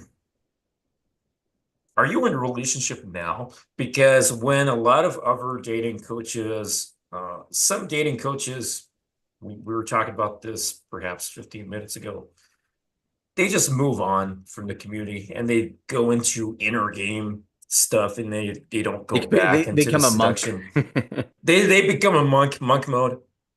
And one famous example, and everyone misses this guy. Julien Blanc had a disaster in 2014 with what do you call it, a scandal, and apologized on TV and everything. What's he doing these days? Well, for the last however many years now, he got married, moved on, doesn't do seduction stuff anymore. But in his time, you remember 10 years ago, he was #1 in the entire universe for pickup artist advice for, I don't know, infield maybe. Everyone was really loving Julien Blanc and the stuff he was doing. And there were several other guys out there who kind of disappeared from the scene for one reason or another. Um, Aside from the stuff discussed, is there other aspects to why you're still in the game? Are you going to get married someday? What's on the menu for JT? Well, I mean, I'm the only dating coach that's ever presided over his own student's wedding. I think that will, while we say never, that will probably be the closest for me to getting married. I've been in several long-term relationships. Probably the longest was like 8 years. Um, and others where maybe I considered it, but I myself do not gravitate towards, the institution of marriage. I'm not saying that, other guys that are watching this or my clients shouldn't. Like, by all means, I'm there to support you, if that's what you want. But I myself, it's not something I desire for myself. Again, never say never, who knows? But I'm not looking for it. Just gonna stay young forever. You're in your 40s and you still look like you're 25. It's getting crazy. Just gotta do I'm the gonna Korean look like an skincare, old man. man super fast. I'm already getting there. It's the Asian fountain of youth, man. Yeah. Here's a great question I spontaneously want to ask. You were kind of mentioning earlier about spreadsheets and measuring your growth. How do you measure your own game and recommend others to measure it? So I have a unique one that I was doing when I first started because I was a natural and I had no problems getting women, as I say. My problem was keeping a woman because I had plenty of relationships before I got into game. And it was after, a lot of people say, I had a breakup and then I Googled stuff and then here I am. I read the book, The Game, and stuff like that. For me, it was just some guy was talking about this random book to some nerd. And I was eavesdropping on the conversation. But I had no issue with getting women before then. I lost my virginity at a very young age, in my early teens. And for me, I decided to measure my game or my progress in game, how good I was doing over time in dry spells. So the empty space between getting laid, as simple as that. I was never about superficial things or stuff like that, but my way of measuring my progress was simply how long is the amount of time between the now and the last time I got laid. And at my worst, as I was perhaps a few months in, it was 14 days, 13 days, something like that. And it never got worse than 13 or 14 days. So how do you measure, or in the past, because you've been doing this for so long now, your own game, and how would you recommend others to measure their level progress of game? Well, I think it's important not to compare yourself. As they say, comparison is, envy is the theft of joy. Because that's what I was doing for a long time. Like I was saying, like my white buddies that we end up going to Europe together. Well, they're my buddies. I always compared myself to them. And they're like all are tall, white, better looking than me. And it was just a big frustration trying to measure their success against mine. And I think that is something that is definitely like harmful, right? Just holding you back, always comparing yourself. So it's more important to compare yourself to you, who you were before, whether that's being someone that barely purchased and now you can purchase 10 sets, and being someone that can't get numbers, now you can get numbers, being someone that never went on dates, now you can go on dates, by the attractiveness level or whatever sort of like challenge that you want to put yourself to.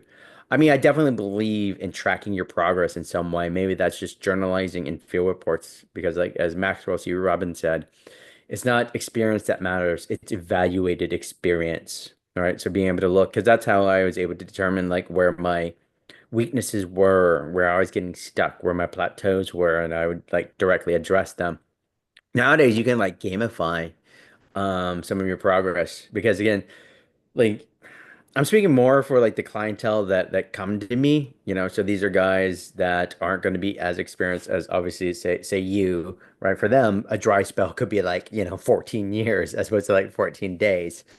Um, so for them, they can gamify. There's like apps you can gamify. Okay, I did like 6 approaches today, right? All right, I did 10 approaches today. Or I get like you can start, their spell spreadsheets, there are apps where you can sort of like if you look at it like a video game or like an RPG, you can give yourself points, if you will, for like, oh, I did this, and sort of like feel like you're leveling up. Obviously, not everybody is going to get that sort of Pavlovian response, that high, but I know I did, you know. So it's about understanding what makes you emotionally tick, because like when working out, like I would track my weight, right? I know for some people like that might be too much, but I thought it was fascinating tracking my weight on like apps and stuff like that.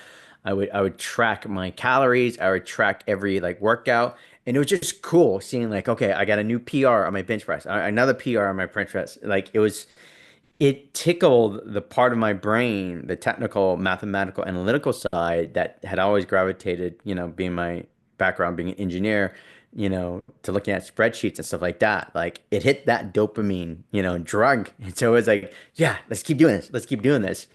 So I think it's important, like if you want to track your progress, measure your progress, but do it in such a way that it is positive and productive. For some people, it's not going to be numbers like me, right? For other people, it might be like, you know, give yourself the gift of like just fucking around one night after you've hit a goal. So instead of like pushing yourself to talk to girls, you just go out with your buddies and get drunk, or give yourself a cheat day. I know like one of my coaches, Captain Dan, you know, he was always very religious about working out and fitness. You know, in game, he would just give himself a Sunday cheat day. He hit his goal. Was like, all right, I'm just gonna, you know, I hooked up with a girl. I did this. I'm gonna give myself a cheat day, eat some cake, whatever. So definitely measure, but also do it in such a way that is rewarding to you, right? There are some guys who want to keep count of how many women they had sex with, basically. And they get too lost in the fog of that, and their whole life becomes this, or part of their life. And they don't have an end goal necessarily. So while some guys, maybe the majority of guys will be like, I want to settle down eventually, there are a lot of guys out there, a significant amount enough, who genuinely just want to go for 1 million lays. And what happens after 1 million? 1 million and one. What happens after 1 million and one? 1 million and two. Where does it end? So do you have any advice for guys who are stuck on, I want to get laid as much as possible forever until I'm 82 years old, like Eric Weber? Yeah. I mean, again, this goes back to understanding yourself, having the emotional awareness of what makes you happy, right? If it is generally because you like the physical gratification, great. You know, by all means, go for it. But I find with a lot of students, they think the number matters, but in reality, when they reach it, it never really mattered in the first place. Like I'll give you an example. Had a student, he was a long term, like, you know, several years ago, and he told me like if I don't sleep with like 10 women, I'm gonna commit suicide. Right? I was like, holy shit, like that's crazy talk, man. Like you need some therapy, right? But we ended up actually in a year helped him get laid 10 times. But then he comes back to me and says, like, I'm still fucking miserable. Like hitting ten bodies did not change how he viewed himself, right? It was only until he started doing the inner game work and realizing he was missing out on like the life experience, that him being like a sheltered Asian guy that was really holding himself back. And women were just a reflection of that, right? So sometimes women, the excuse of women is actually um, a band-aid that you put over like a gaping chest wound, right? And you think that's what's going to solve your problems, but in reality, it's just a superficial fix.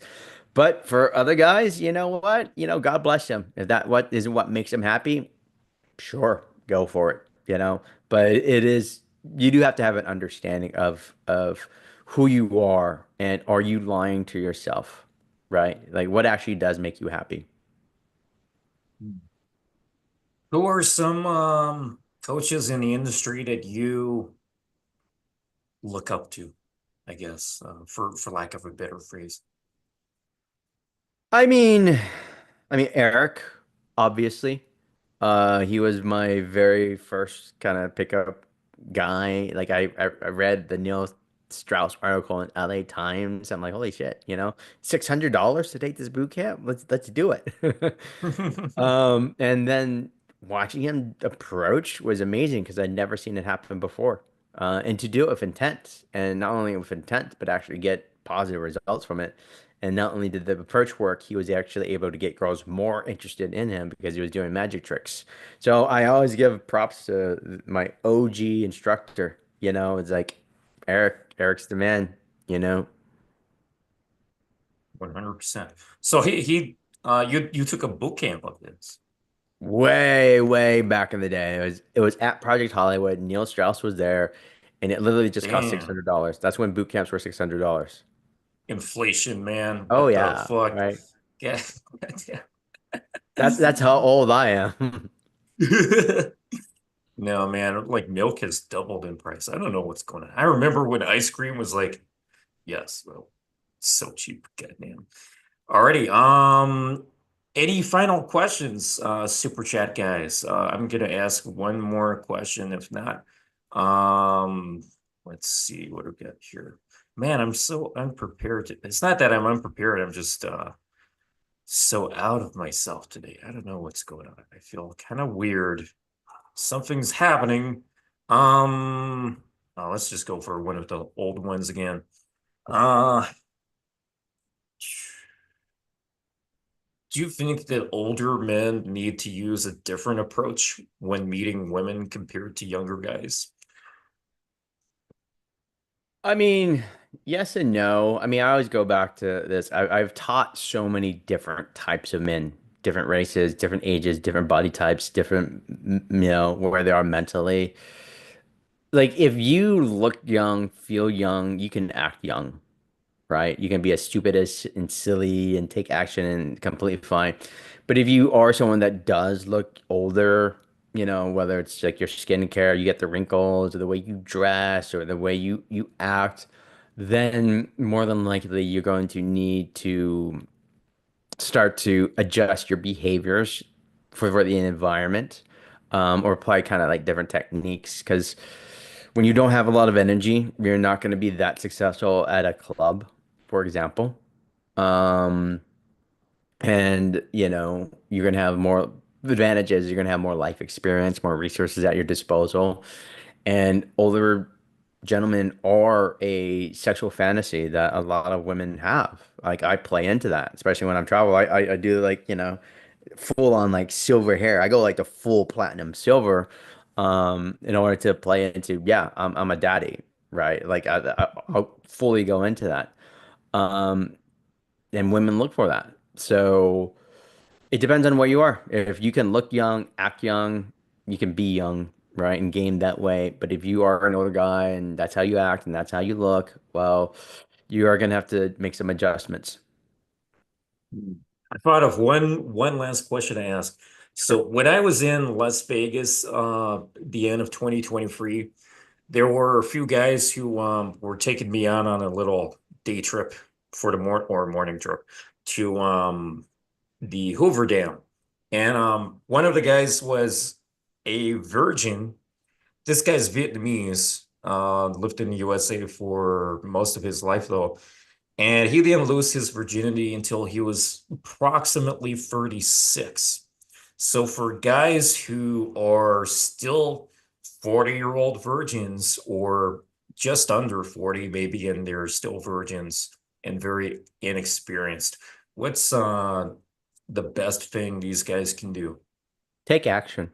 You absolutely have to take action, because if you don't, you're gonna stay there for the rest of your life. I know for a lot of clients, like, as Asian guys, we tend to be late bloomers compared to everybody else. There's like multiple studies that the average Asian American male doesn't like start dating and lose his virginity until 20, right?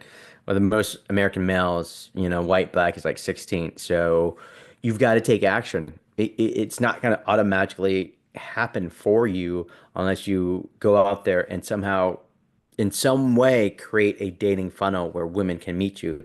This could be night game, day game. This could be dating apps. These could be like your hobbies, your social circle, work, church, whatever it is. Start creating a dating funnel.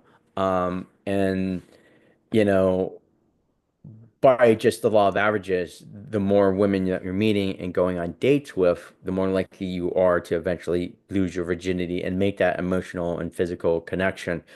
But beyond taking action is, I think someone sort of brought this up earlier, is I think it was Eric, understanding women are sexual, like highly sexual, right? Culture, religion, societal conditioning says that they have to tamp it down, not act like, so-called sluts and everything like that. But they're amazingly sexual. They are more free to be sexual and horny and like all that stuff in a relationship, right? They don't necessarily want to express it outside of a relationship. But once you get them in a relationship, there are some horny bitches, man. They're like just grabbing you and doing like all the stuff that would be just, they would be labeled pervs, right? If they weren't in a relationship. But when that guy can understand women are just as horny and sexual as they are, I think it can help, right? But ultimately, this is why I did the training is like when people see me, 5'5", average looking Asian guy, if I can do it, they can do it. Like I've helped like so many of my students like lose who are also late bloomers lose their virginity, right? Whether it's because they're Asian, they weren't taught it, they're just not conventionally attractive. If they can do it, you can do it too. 100%. Alrighty, let's leave it there. Thanks for coming on. We had some old bastards today on the panel, and it was glorious. What a monumental thing for Eric Weber to join. 82 years old. What a fucking OG. legend. Most of you watching will not live that long. How crazy is that? The American lifespan is going down. So good luck, you Americans. Might be the same for other gringo countries in the future. Let's see. So that's crazy. 82 years old, living in the Hamptons. Fucking legend right there. And Ross was super looking forward to interacting with him because Ross read his book fucking decades ago. So what a crazy panel this has been today. Gone through some old bastard stuff. Super useful. If you want to find JT, there is a link in the description to get some coaching with him, or just send me a message and I can provide you with lots of other links. Because JT has links. There are many links I can send you through. Any final comments, JT? Yeah, I mean, age is just a number. Be the beekeeping daddy age, and girls are going to gravitate towards you. And if you guys ever feel like because you're not conventionally attractive, come look me up, right? I've spoken at Harvard, Yale, Wharton, been on TV, and check us out. I've started traveling more, teaching in Miami spring break, New York, had an amazing boot camp there. We do a Euro tour and Latin tour. So if you guys want to get fast, get good the fastest way, check us out at the ABCs of Attraction. 100%. And for you guys watching, if you're 100 years old watching this in the future, I'm probably dead. But otherwise, unless technology in the next 50 years saves me and extends my lifespan significantly. What the fuck was I gonna say? Yeah. Oh yeah. Leave in the comments. I want to know what age you guys are after watching this, and drop one question. More questions if you want to, but really come up with one question, put your age. I'm fascinated to know because this community has interesting demographics, a lot of 25 to 35-year-olds out there, or 18 to 35. But I want to know your questions for the next time we do an old bastard panel in the future. And I'm going to change the thumbnail in 50 years when I'm like 80 something. I'm going to change the thumbnail because I used AI to make an old version of me. I'm going to update it in 50 years with the 80-something-year-old version of me. If I remember, oh, 50 years ago, I need to update the thumbnail. That's going to be one hell of a memory thing to remember. Google What the Calendar. fuck? Google Let Calendar. me Google Calendar. Yes, I use that. You know, I use that all the fucking time. I use that for everything. I got something set in 2067, I think. I got something set for 2067 for an eclipse, something like that. Or is it 2078? One of those. So yeah, that's the answer. Catch you guys on the other side. Thanks for jumping in. All right. Ending Take care. stream Thanks, now. Dice. And there we go. Cool. Thank you so much. I'm out. Alrighty.